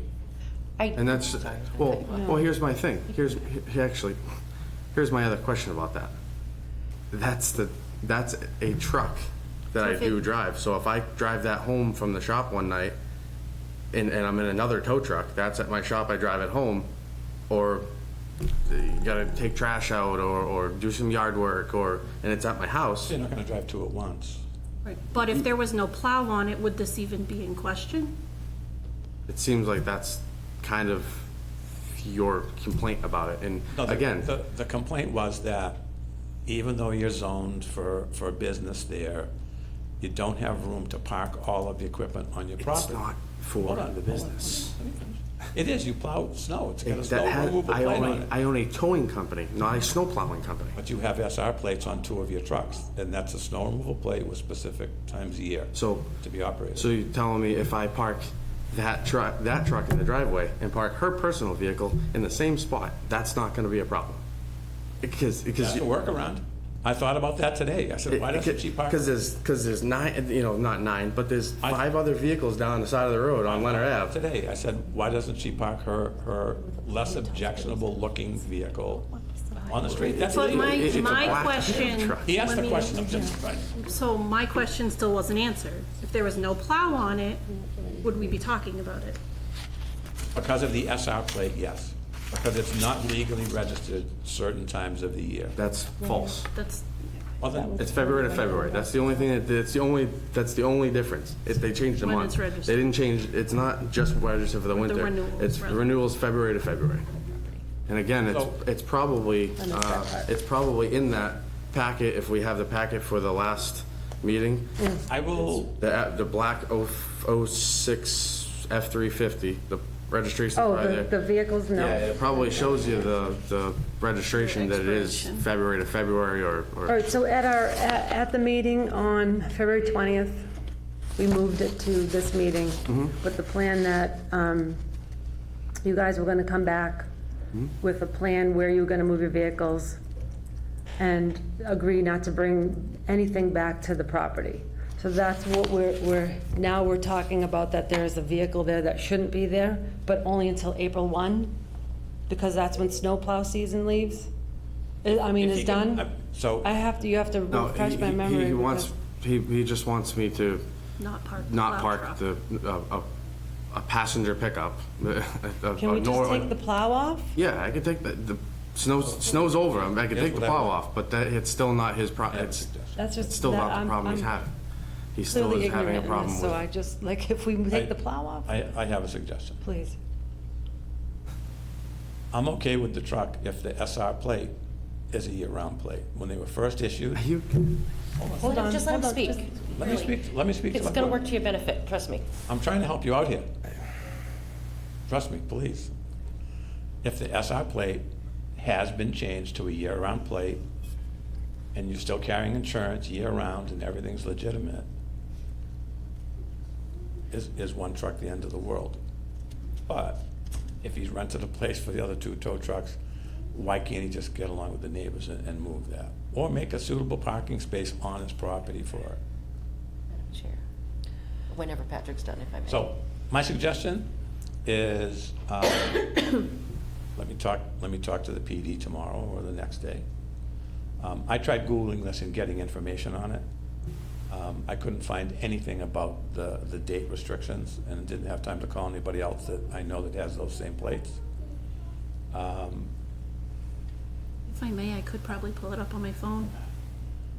or we can. Just, Hold on. Just a point of order, just what she's gonna do is let everybody talk, and everybody will get their due time. I will make sure that she makes sure of that. I'm trying to get there. Promise. I'm trying to get there. So, I know they agreed to move the trucks. He wants to keep one truck there. If it's registered year-round and everything's legit, take the plow off it and park it in the street. I would be fine with that. And I think that the neighbors got a lot of relief out of what he did do. You know, the junk cars are gone, the trucks with scrap parked on the street are gone. There's a tow truck in the driveway, and there's one pickup truck on the street. If we get rid of the plow and it's legally registered year-round, I'm all set. Go ahead, But- then I will. But regardless if it's legally registered year-round with that SR plate, he could still just take the plow off, right? Yes, we will. Okay. We want the Just like, plow off. all right, I'm just making sure, like, I think, like, we could fix this right now, we could go home and take Yes, the plow yes, off. and that's why I said and be all trying to done. get there. There's no Trying to more get snow coming, I think, right? I don't even know who to pray to anymore, We right? have one more this weekend, potentially. Okay, but still, so, I go shoveled ahead, snow in Jen. May. We'll take it. Okay, shush, Pat. All right? Is that fair? Yeah, no, that's fair. I mean, Okay. as long as it doesn't become a problem Go ahead. next winter, when I have the plow on the Well, truck. let's worry and about this year, yeah, please. yeah. No, So Jen, that's why I asked you if it was a commercial vehicle, Yep. if there was writing on the side of it, because the snow removal plate's all new to me, but that's fine, doesn't Yeah. matter. Because if it's not blatantly in your face commercial, okay, you know, Yeah, I it's just get a it, I get black it. pickup truck, And but- I'm just reiterating things to make sure that everybody understands. You have the one tow truck Mm-hmm. on your property, parked on your property. You found a place to park the other vehicles. Yeah, yep. I appreciate that. Thank you very much. I really, you know, we're not here to make your life miserable. No, I appreciate that very well, you know, thank you, I appreciate that.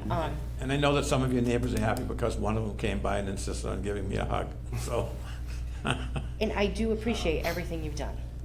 We do. I thank you. And those were why I was asking about the plate and the stuff. Yep. Because it's not an in-your-face kind of. Yeah, And I don't mean I that against apologize. you. I'm just saying, Right. in general, people are like, oh, you know, look at that. Advertising a business. Yeah, And I so- apologize, I No. short fuse sometimes. And It's again, okay. a lot of We this has all been, get that. and a lot of this has been super stressful in the last month of And trying that's to wh- figure this out. And that's why I wanted to thank you for doing that. Luckily, there was and- an opportunity that came like the day after the last meeting. I was like, thank God, thank I'm you. glad that you were able to find a place, But, and I yeah. appreciate that. I thank you. Okay?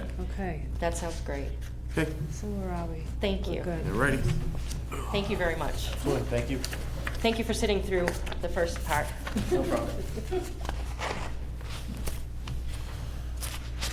So, the next item on the agenda is the proposed local rental housing regulation. And this came about based on me having to get involved in the housing inspections after the regional inspector went back to their post town. And I'm finding that we have several different classes of rental homes and several different classes of renters. And I will term one of them, and I had a fellow in my office this morning, and Mac, he was yelling, and Amanda had to come over to the office to make sure that everything went okay while he was yelling at me. This regulation, all of the quotes of the code in the beginning, in the purpose, come from a template from the Mass Association of Boards of Health for local regulations. It comes from their legal counsel. The scope of it is a direct quote from the housing regulations. These are regulations that are already in place but not being enforced because we didn't have an agent, and not being observed by rental owners because there was no agent. And I've received phone calls from people that had housing complaints that were over a year old, telling me how useless the Board of Health was because they couldn't help them with their housing complaints. So after meeting a family that had 2 small kids, and I'm not gonna give up any addresses here tonight, I don't wanna embarrass anybody, but 2 small kids in the house, since December 15th, hadn't had any heating in their house. And the mother lives upstairs in the 2nd floor apartment, and the daughter and her 2 kids live on the 1st floor. They had 1 oil tank, and there's a 3rd person living on the 3rd floor in an illegal apartment. And the tenants were told that they had to share the oil tank and figure out how to split up the bill. That's illegal, it's against the food code. The landlord, the food Housing code, the code. housing code, too much food. So I called the landlord, and the landlord insisted that he had informed them that they had to split up the oil. It's illegal, it can't be done. So the oil tank eventually, sometime in January, got filled by the landlord. And about 4 days later, I got a phone call from the first floor tenant and from the fire department at probably 7 o'clock on a Saturday morning or a Sunday morning that there'd been a release of oil in the basement and I was needed to go there. So I went there. And when I got there, there was oil leaking out of the bottom of the furnace. But there was also oil on the backside of the furnace and on the top of the furnace. It's impossible for oil to come outside of the fire chamber and get onto the back of the furnace and on top of the furnace. And Paul was there, the deputy fire chief. And we both noticed that the fuel oil coming out of the furnace was red. Heating oil is yellow. It has a dye in it. And red fuel is a off-road tax-free diesel fuel. So someone either filled the oil tank with off-road diesel, or someone actually brought some off-road diesel there and poured it on the oil burner to make another complaint. And shortly after that, I contacted the landlord and told him what I saw. And the landlord said, I have to tell you that these people haven't paid rent since May. And that every time I go there and fix something, an hour later, something else is broken. And they still don't want to pay the rent. And I said, I always advocate for the tenant, but as soon as I find out that the tenant's being untruthful, I swing over to the landlord side. And I had this discussion with Jen. So they also told me, the first floor tenant told me that she was withholding rent. And I advised her that under the law, if you withhold rent, you have to put it in the bank. And if you wind up going to court, you have to have that money available. The judge will say, if I make your landlord fix everything, are you going to be able to pay the rent? And you need to have that money in the bank. And she said she was. So after talking to the landlord about the trash not being emptied, the oil not being cleaned up in the basement, he was very reluctant to do anything. He was very difficult to work with. He spoke English, but he told me he didn't understand English. But that's, I had to figure that out. So after the oil leak from the furnace, I told him that there's been a change in the housing code. And boards of health were reluctant prior years to remove anybody from a house because we were responsible for paying for them to stay somewhere. And cities and towns don't have budgets to pay for people to stay in hotels because the landlord doesn't do what he's supposed to. That changed late in '23, so now it's up to the landlord.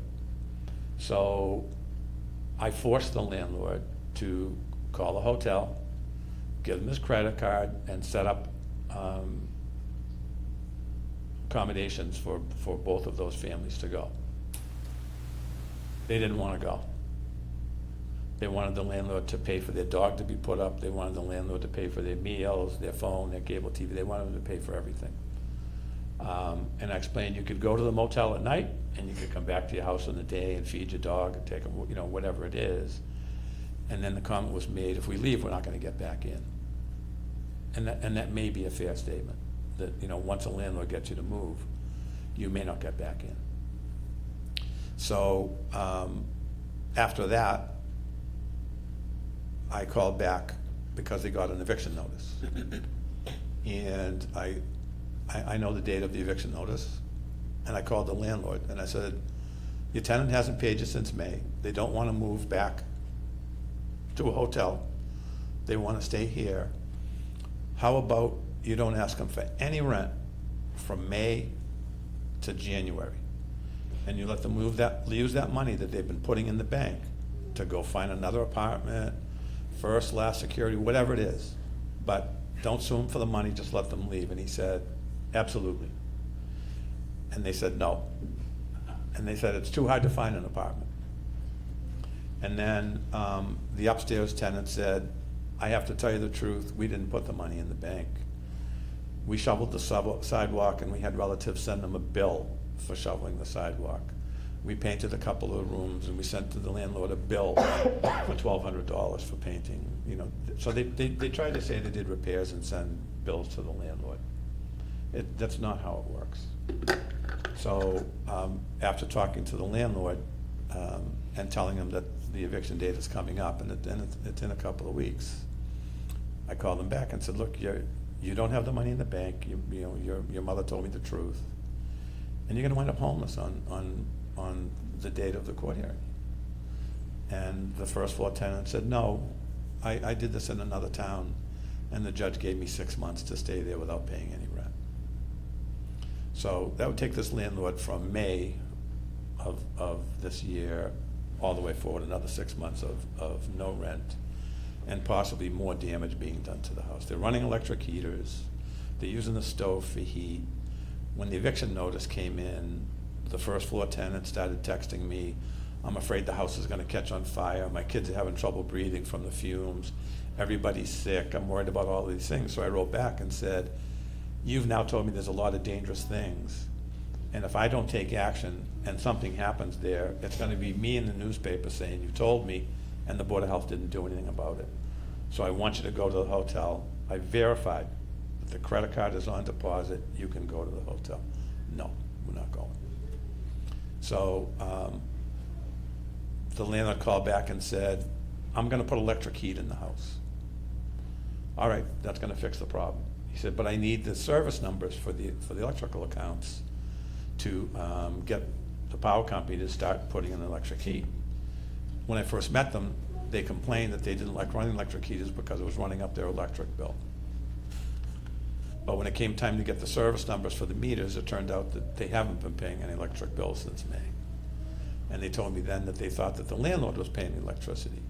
So I talked to the town's wiring inspector. I went over there to get the meter numbers off of it to send to the power company, and noticed that the electrical service to the house was in very bad condition. Electrical inspector sent the power company over. The power company said that this is really bad. We want to shut the power off, but we can't shut it off until the 16th of March because there's kids living in the house. So sometime between now and then, the power company is going to come back and shut that power off on their own accord, not at the request of the town, not at the request of the electrical inspector. This is a judgment that Grid makes. So I started thinking about that, and then I started thinking about some of the other complaints that come in, and some of the inspections that I go look at, and the houses are substandard, and people are paying market rents, and they have kids, and I'm hearing that there's mold in the walls and mold in the windows, no locks on the front doors, no light bulbs in the hallway lights, just really, really bad conditions. And I've coined the phrase of rent busters. So we have a number of rent busters in town, but we also have a number of good tenants. And when I started looking into this, I called a few other of my peers in the business. And they said, you're only getting a fraction of the complaints about housing issues in town. Because every time someone complains to the Board of Health, either their rent gets raised immediately or they get a 10-day notice to quit, they get evicted. And that's when I started reading the housing code in depth, and it's already in the housing code that if anyone reports something to the Board of Health, the landlord can't raise the rent or attempt to evict you for 6 months, it's considered retaliation. And if they do try and do that, they have to demonstrate that it's not retaliation. But our residents living in these houses don't know that. So they're afraid to report things. So I started looking through it. I went on the MAHB website. They had a model code. And the only thing that's different in this entire document is in the back. All of the rest is all part of the housing code. 105 CMR 410. The hearing notice, the right to retaliation, landlord's responsibility, those are all part of the food code. And there's even tenants' responsibility to keep their units clean. Housing. You still got food on the mind. I do, because we do a lot of food. I know. So those are all part of the housing code. They're all supposed to be complied with now, and they're not. Last Sunday, got a phone call at 6 o'clock in the morning from dispatch that the fire department was at an apartment, three-decker. The woman in the basement apartment, legal apartment, thought that her appliances were talking to her, and told her to disconnect her stove, and she ripped the gas line off the back of her stove and filled the building up with gas. Fire department took her to the hospital. The gas company came out, removed the meter, and then I'm getting phone calls saying, what am I gonna do? Well, the gas company removed the meter and will not put it back in if that person's going to, you know, inhabit that apartment. Came here, went to OpenGov, absolutely no information on the homeowner of that unit. No way to contact that homeowner whatsoever and tell them that there's a lady, an elderly lady in the hospital, had some type of experience, and she can't go back to your apartment, and you need to deal with it. So, that brought me to the local requirements of what we would add to the already existing food code. Housing. Housing code. I'm not even hungry. So it came to mind that if we were inspecting, and these are non-owner occupied buildings, these are rental units that an owner does not occupy one of the units. I have no concern over any unit that's occupied by an owner. There's pride in ownership, and I believe that those are all, you know, good units. So one of the ideas was to have the Board of Health inspect and verify that the rental residents meet state sanitary code and safety standards prior to renting or re-renting any housing unit. And that's protection for the property owner, and it's protection for the person renting it, because myself, and I've talked to the fire department, and the deputy fire chief wants to be part of this. Someone's gonna rent an apartment, we would go out and we would do the heating inspection and check the basement. So now we know the heating system was in good shape, the oil tank didn't leak, there's no oil leaking out of the furnace, everything's in good shape. And then in the spring, when it comes time for screen doors and screens, which is another major problem with rental units that are not owner occupied, that we would be able to verify that they have the proper screens and bugs and mosquitoes aren't gonna get in their house. And on the other side, if we go in and do the fall inspection, and a week after that person occupies that unit, they call up and say, the furnace is leaking oil. We have pictures of it, we have a report, we can say, you know, that's odd. And then a week later, they say that a kitchen cabinet fell off on the floor. Well, that's odd, because we have pictures of the kitchen cabinets, and they're all good. Because tenants are damaging the landlord's apartments to not pay the rent and try and stay there as long as they possibly can. And one landlord has told me that as fast as he fixes things, an hour later, he gets a phone call saying something else is broken. And they don't want to pay their rent. So the next side was to, and some of the complaints are, and I encountered this just the other day, that the illegal apartment in this particular building, the electricity for that was on the first floor's electric meter. All of the apartments that are rented and have common hallways, your laundry system's in the basement, that's a landlord's responsibility for common areas to supply electricity. I went to an inspection Monday morning at 10 o'clock. I spoke to the landlord's maintenance person on the phone before the inspection, and I told him I had been there and done some inspections. There were no locks in the front doors, back doors. Someone could go in a hallway and wait for one of those people to come home, and bad things could happen. He got there 2 hours before the scheduled inspection and was putting doors, knobs, and locks on.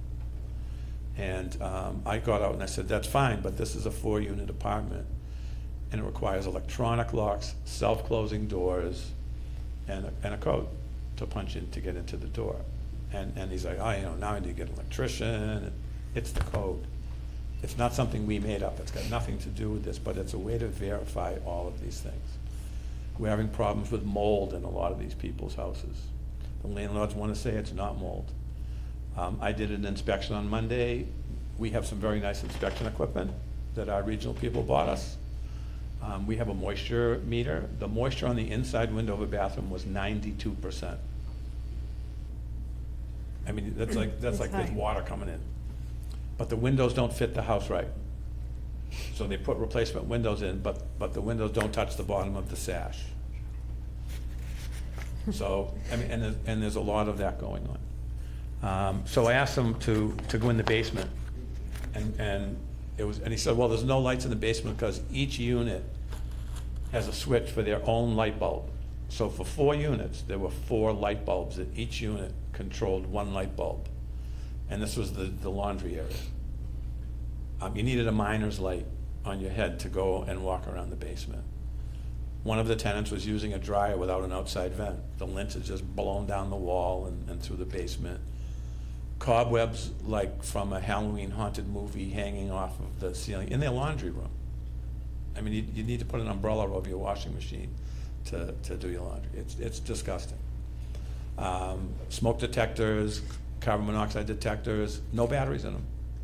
They're on the wall, but there's no batteries in them. And once somebody moves in, unless they complain and unless they risk getting evicted and unless they risk getting their rent raised, they're gonna suck it up. And these people are paying market rents. And it's a pretty sad story. So the next idea here was to verify that inspect and verify that the apartment and common spaces meet sanitary code safety standards twice a year during occupancy. When I went to the house with the oil leak, there was like 25 bags of trash in the basement. Some of the stuff was the landlord, some of it was supposedly the landlord's brother. The house on Monday, 1 light bulb, and it's a big basement. It's a 4-unit apartment house. You needed a flashlight just to do your laundry. It's not right. And I told the maintenance person, and he grimaced. I had been there 2 days earlier and didn't tell him that I actually did an inspection. Basement was filthy, absolutely filthy. And he must have gone by in the weekend and cleaned it up. But he only cleaned it up as well as he thought those people deserved, and it was still filthy. The minimum is being done for people that are renting, that aren't renting brand-new houses and the Taj Mahal. They're being treated like substandard residents. My observation. So the other side of it was that we would have all of the rental units register with the Board of Health so that we have their contact information, we know who to call, we have all of that information. And that you wouldn't allow a person to occupy, offer to rent, to occupy any rental residence which does not comply with the requirements of 105 CMR 410, the housing code. It's nothing new. It's just putting it in their face that they're reading it in a 3-page document. They didn't have to read 797 pages to see that they're responsible for that. They don't want to know they're responsible for it. They just want to make as much as they possibly can.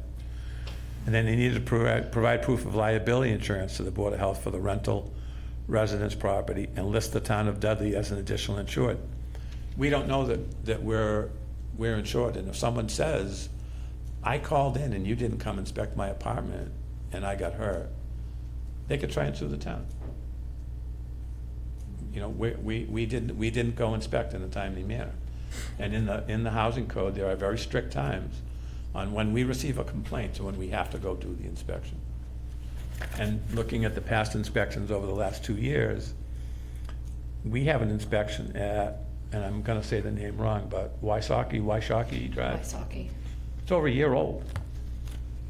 And all I see is the comments from the regional inspector, I'm disappointed that you didn't make today's appointment.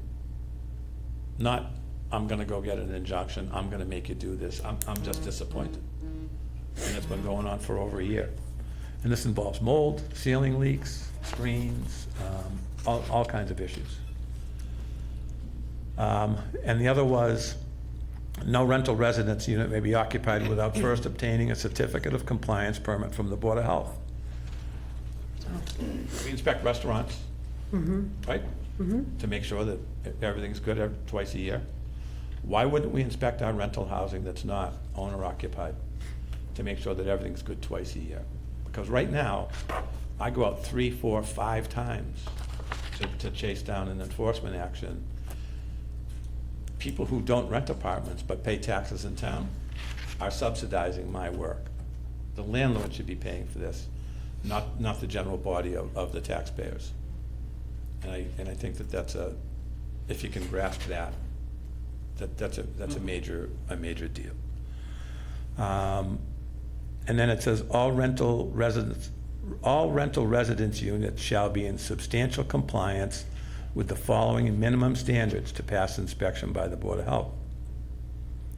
And substantial compliance is almost everything, but, not everything. If it's something minor, it can be addressed later, but, so, they'd file an application for a certificate of compliance for each residential unit, but you would only have to record the building one time. You wouldn't have to record 4 times for 4 units or 5 times for 5 units. So it's $100 to register with the Board of Health, and then it's $100, we'll get into that, but it's $100 for that. Then they would fill out the entire application, no blank spaces, no NAs, no none. We see too many applications come in that people say that things are not applicable, but our application says required. And that takes time of going back 4 and 5 times saying, upload the insurance. You sent me an expired insurance policy, upload the right document. But in the meantime, people are in these units and things are going on. So fill out the entire application, upload it, pay the required fee. The owner fees, an application fee is $100. And this says per unit, and a fella came in today, was pretty aggravated about this, and I agree with what he said. If you've got a 4-unit rental building, then you would apply for 1 compliance certificate to register those 4 units. You wouldn't have to pay $100 to register each unit. That's a change that could be made. But when it comes to the semi-annual inspection, heating season and screen season, he thought the $100 was outrageous. I asked him what he thought it should be, and he said he thought it should be $25. And I told him that doesn't even cover the cost of Amanda processing the application, notifying me to do an inspection, and then me do an inspection. And his feeling was that you can do a housing inspection in 5 minutes. And I can tell you that housing inspections run well over an hour. So if you look at what Amanda gets paid, you look at what I get paid, and the fact that the applications go through the treasurer, tax collector, all these places, there are additional costs, indirect costs that fall into play here. And $100 probably doesn't cover it, but it's not a burden for someone who's renting out 4 units to pay $100 per unit to get that permit. And this person said today, I'll have to raise their rent. Well, if you spend $300 in inspections over the course of the year, it's not even $35 a month for expense. So I really couldn't agree with that. So, and if there's a change in occupancy, there is an inspection, just in case there was a change in occupancy because the occupant damaged the apartment or the landlord wouldn't fix things, so they moved out. We want to know that when each person moved in, that apartment meets the housing code. And that protects the landlord from damage, and it protects the tenant from the landlord saying they're damaging the apartment or whatever. If there's a complaint, so say a tenant complains and the violations are founded and documented, there would be a $100 charge for that inspection. And I think that that's a reasonable ask. Reinspection for violations documented after the inspection, it's another $100. If we have to keep coming back until you get it, it's another $100. We're going back to restaurants right now 3, 4, 5, and 6 times for nothing. And the taxpayers are paying for it, not the restaurant owners. So that's all there really is to it. And this regulation would become effective immediately upon passage by the Board of Health. That's how this works. Existing occupied rental residential units should have until August 15th of 2024 to obtain a rental resident certificate of compliance, or basically to register and have that first inspection. You can push that date. I've done this with Jeff, not on a housing regulation, but with something somewhere else, and we gave people 6 months. You're not grandfathered, everybody needs to get a permit that has a non-owner occupied residence, so that we have the right information to contact people.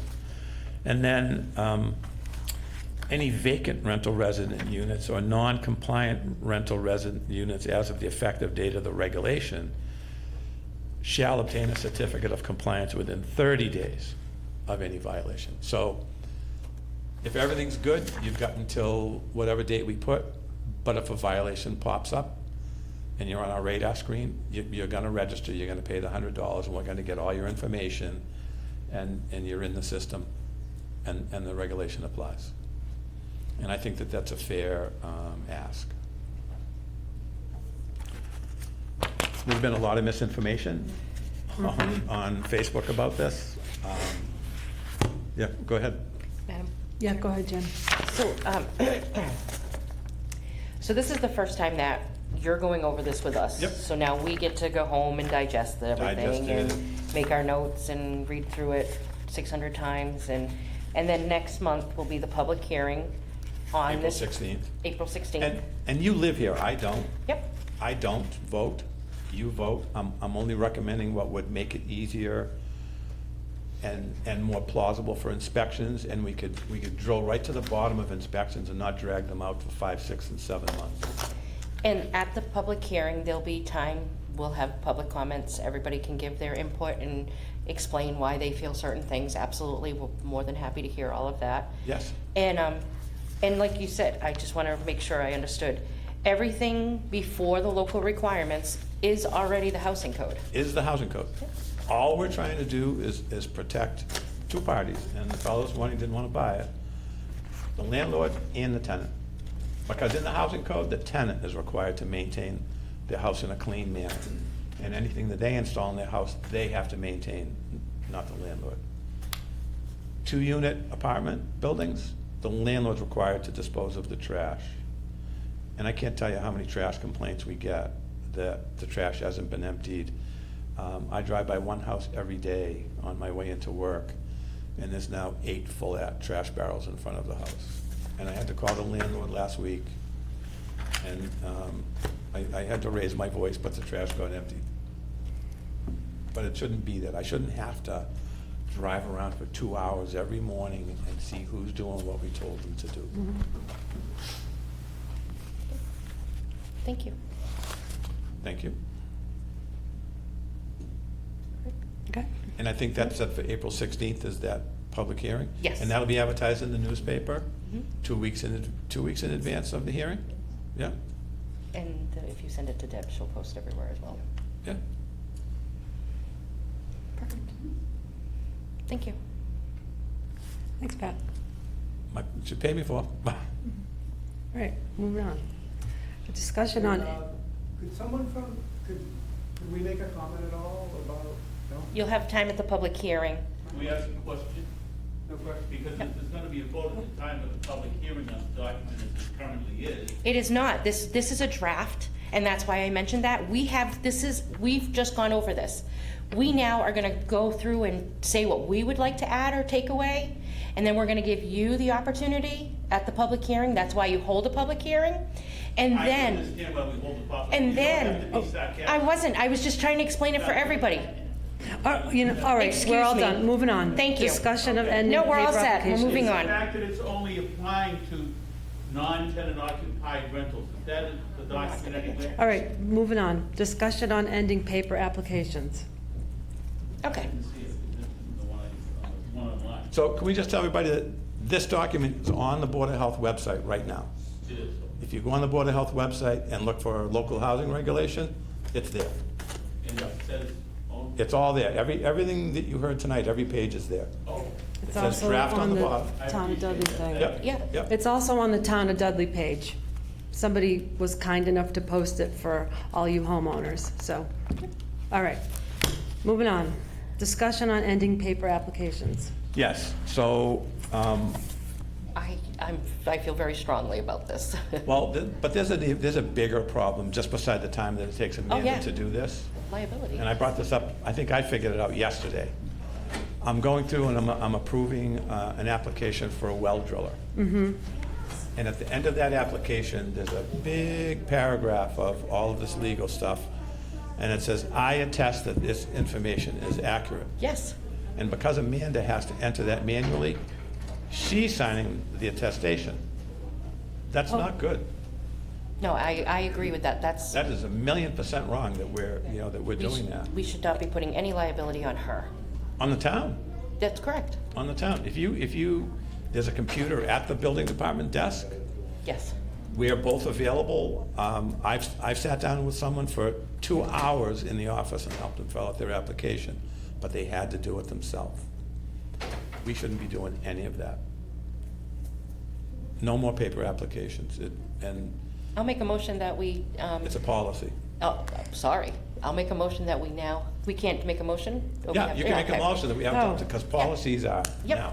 Wait, before you make a policy, sorry, before you make a motion, I was still thinking of what just transpired.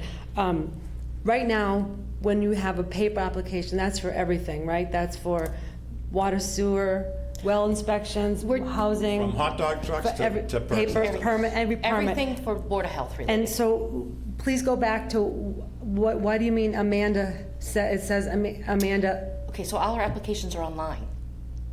okay? So if Amanda gets a paper application, she has to fill out the online application. Oh, so you take that paper one and you, okay, I didn't understand that part. She enters everything, and It's then like she certifies. that all that information is correct. But Because it's- it can't go through unless that attestation box is checked. All right, so I didn't understand that part, where she came into play with, if someone's given you a paper application, what that had to do with her. I didn't realize it went, you guys are putting it on the computer. Okay, now I will entertain Okay. your motion. Thank And she's had to do this 3 or 4 All right. times for people who filled their applications out wrong. That's like us, we can't sign for anybody, right? As nurses. Correct. Good. So I make a motion to make a policy that the Board of Health no longer accepts paper applications of any kind. All applications must be done online. Effective. Effective, we'll give a few days, Today's Monday? Wednesday, Tuesday, Monday. Monday, yeah, let's finish up the week. 24. So effective 3/25/24. I have a motion, do I have a second? I second the motion. All right, motion and a second, all in favor? Aye. Aye, passes. All right, Pat, we're back to you. Food service inspections. I didn't put any under it because I didn't want to go. Okay, that's fine. Retail. I've actually been really gearing up on, we're in really good shape on our food service inspections. The word got around very well. I'm eating at the restaurants in town. I'm comfortable with what's going on. So there will be some food inspections. There's maybe one retail food inspection left to be done. Okay. Amanda reached out, we're gonna finish up the schools. I just got the software updated from Relevant and made some changes to it over the weekend, and it's working. Okay. Have you hit the P&A or? Well, I'm gonna, Jigger? so the P&A told me they weren't gonna be using their kitchen this year. So I pushed their application, but no food. But the fellow that applied for the hot dog thing said he was gonna use the P&A kitchen, and I said, well, they said they don't use their kitchen. So then he told me that he was gonna use a place in Worcester, and then he told me he was gonna use one of the churches in town. And today, I had to reject his application because he said he's gonna cook his food at home. And he had steam tables, and he was adding sausage subs, roast beef, steak and cheese sandwiches. I mean, it's just, That these sounds hot terrible. dogs are pre-cooked, they're not a hazard of food. They're good for 4 hours if time is the temperature control. Pretty benign thing, but our hot dog people are trying to become sub shops on wheels. And based on what we've just gone through with meatballs and chili and all these things, we need to just give them what they're entitled to as a mobile food service. And there are very strict regulations in the food code for mobile food services. And I think, and I read their previous inspections, and they weren't good, Amanda, can you make sure that he? but they were regional inspections with no recommendations. I just don't want him to get forgotten. Yep. All right. Thank you. Were we gonna talk about Earth Day today? I had it on my Yeah, me little too. note to. I did Yeah, too. I have Earth Day. Okay. Yeah. We're getting there. So. It's been advertised. We've advertised, Yep. we've gotten permission to use the parking lot.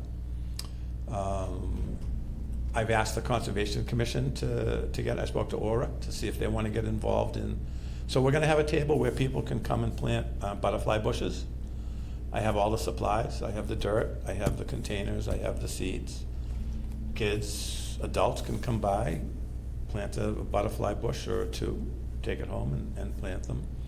Have another table for some vegetables that you could plant and grow at home. Have the bicycle show, the kids can decorate their bicycles for Earth Day, their parents can help. And there's a first, second, and third place trophy for that. And then we have Earth Day medals for the kids or even the adults that want one for showing up for the event. Ice Cream Farm has volunteered to set up a tent and to give out chocolate and vanilla ice cream during Earth Day, which is very nice of them. And I'm speaking to our local pizza shops, and I spoke to Jimmy's today because I went there and bought a cheese pizza for dinner. And I think it would be a good idea to get 4 or 5 of our pizza shops to each bring 1 or 2 cheese pizzas, cut them into 16 slices. People could come along, take a slice of each one, and vote for the best slice at the end. And we can announce who has the best slice in town. And I think it brings some comfort to everybody that the Board of Health has faith in our pizza shops. Yeah. Because there's been a lot of bad stuff with this food stuff. And they're all more than glad to do it. They would like to do that. We're gonna have some music. We found some electricity, so we have I have a PA system, some kids' music. And I'm doing this off the top of my head, but And Dudley that's will good. be there. Yep. Yep. Dudley the dog, Dudley will yeah. be- Yep. So we're starting at the transfer station, From 8 to 8 12. to 12, We and are. then here is 11 to 3. So we are looking for Right? volunteers. Yep. I did have one young lady who came by today, and she will be at the highway garage at 8 a.m. to hand out some stuff for some service hours. Vests and stuff. Yep. Awesome. She will be there.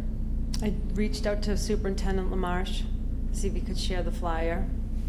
Yep. So I don't have kids in But I would school like to anymore, add so I don't know the- if that went through. I'd like Did to you add see the it? pizza stuff and the ice cream stuff to the flyer, Okay. just so they get a little recognition. Like that. Um, And folks can still come and get the bags Oh, ahead yeah. of time. Yep. Yeah. And then I talked to MJ today and to Brian about getting some trash barrels for up in the parking lot. 3 or 4 trash barrels. Did you talk to MJ about the dumpster? Yes. Perfect. Yep, he I talked told him about you- that today too. I think now that we have that it's been approved by the selectmen, we can send that flyer off to Commerce. Oh, Yes, Mopfre now, sorry, and Gentex is this way, and I- Hanky Sask. Maybe see if they, I will get you the name of the person at Mopfre Okay. who handles all of the volunteering. I think I know it, I but I'm have not the. sure. And maybe the Pratt nurse wants to do at something. Gentex, so. Yep. Maybe Pratt wants to do something for Earth Day to promote recycling, or maybe they want to put some trash containers here or something. If we could just get everybody involved in it Yeah. and make it more than just, picking up trash and get the kids involved in it And we don't have a rain date, right? If it rains, we're we can. out of luck. So I didn't have any dates put on the medals and on the trophies because it was going to say Earth Day 2024. And I said to Amanda, I think we should Yeah. hold off on that just in case. We would not, so I did talk to the Scoutmaster when I did the inspection for the chili cook-off. Yep.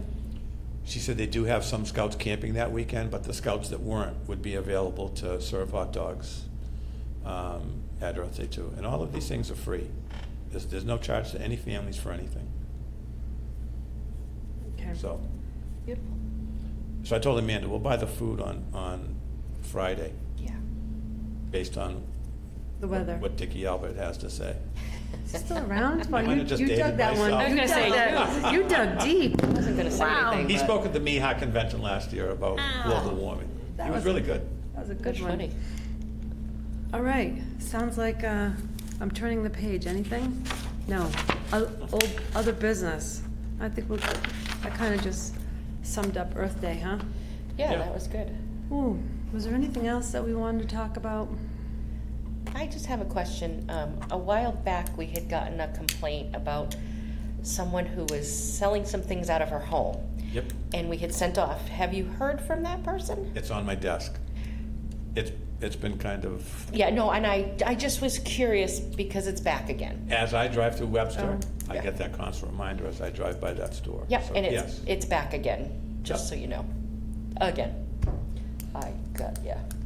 So I did tell him to contact you, but It's on the radar screen. no problem. I just was curious. All right. And if there's anything else you want to think of, for Earth Day, I'll send off an email to the nurse at Gentex. oh, you talked about a rabies clinic. Was there any connection? Oh, I I can, Second Chance had said that in the past they would do one. I know they're doing one March 23rd in Charlton. They have a facility in Southbridge. If you contact Second Chance in Southbridge, they can get you in touch with the person. I don't know if they can, or if not, it's definitely something to put on for next year, if we can't get it. Yeah. But if we could, that would be great, you know. And they're low cost. exciting. Yes. All right. My Anyone? daughter can't wait. She's coming? Good. Oh, yeah, she's coming. She's gonna. Excellent. All right. I make a motion to adjourn. I have a motion. Do I have a second? I second the motion. Motion and a second. All in favor? Aye. All right. Meeting adjourned at 8:06.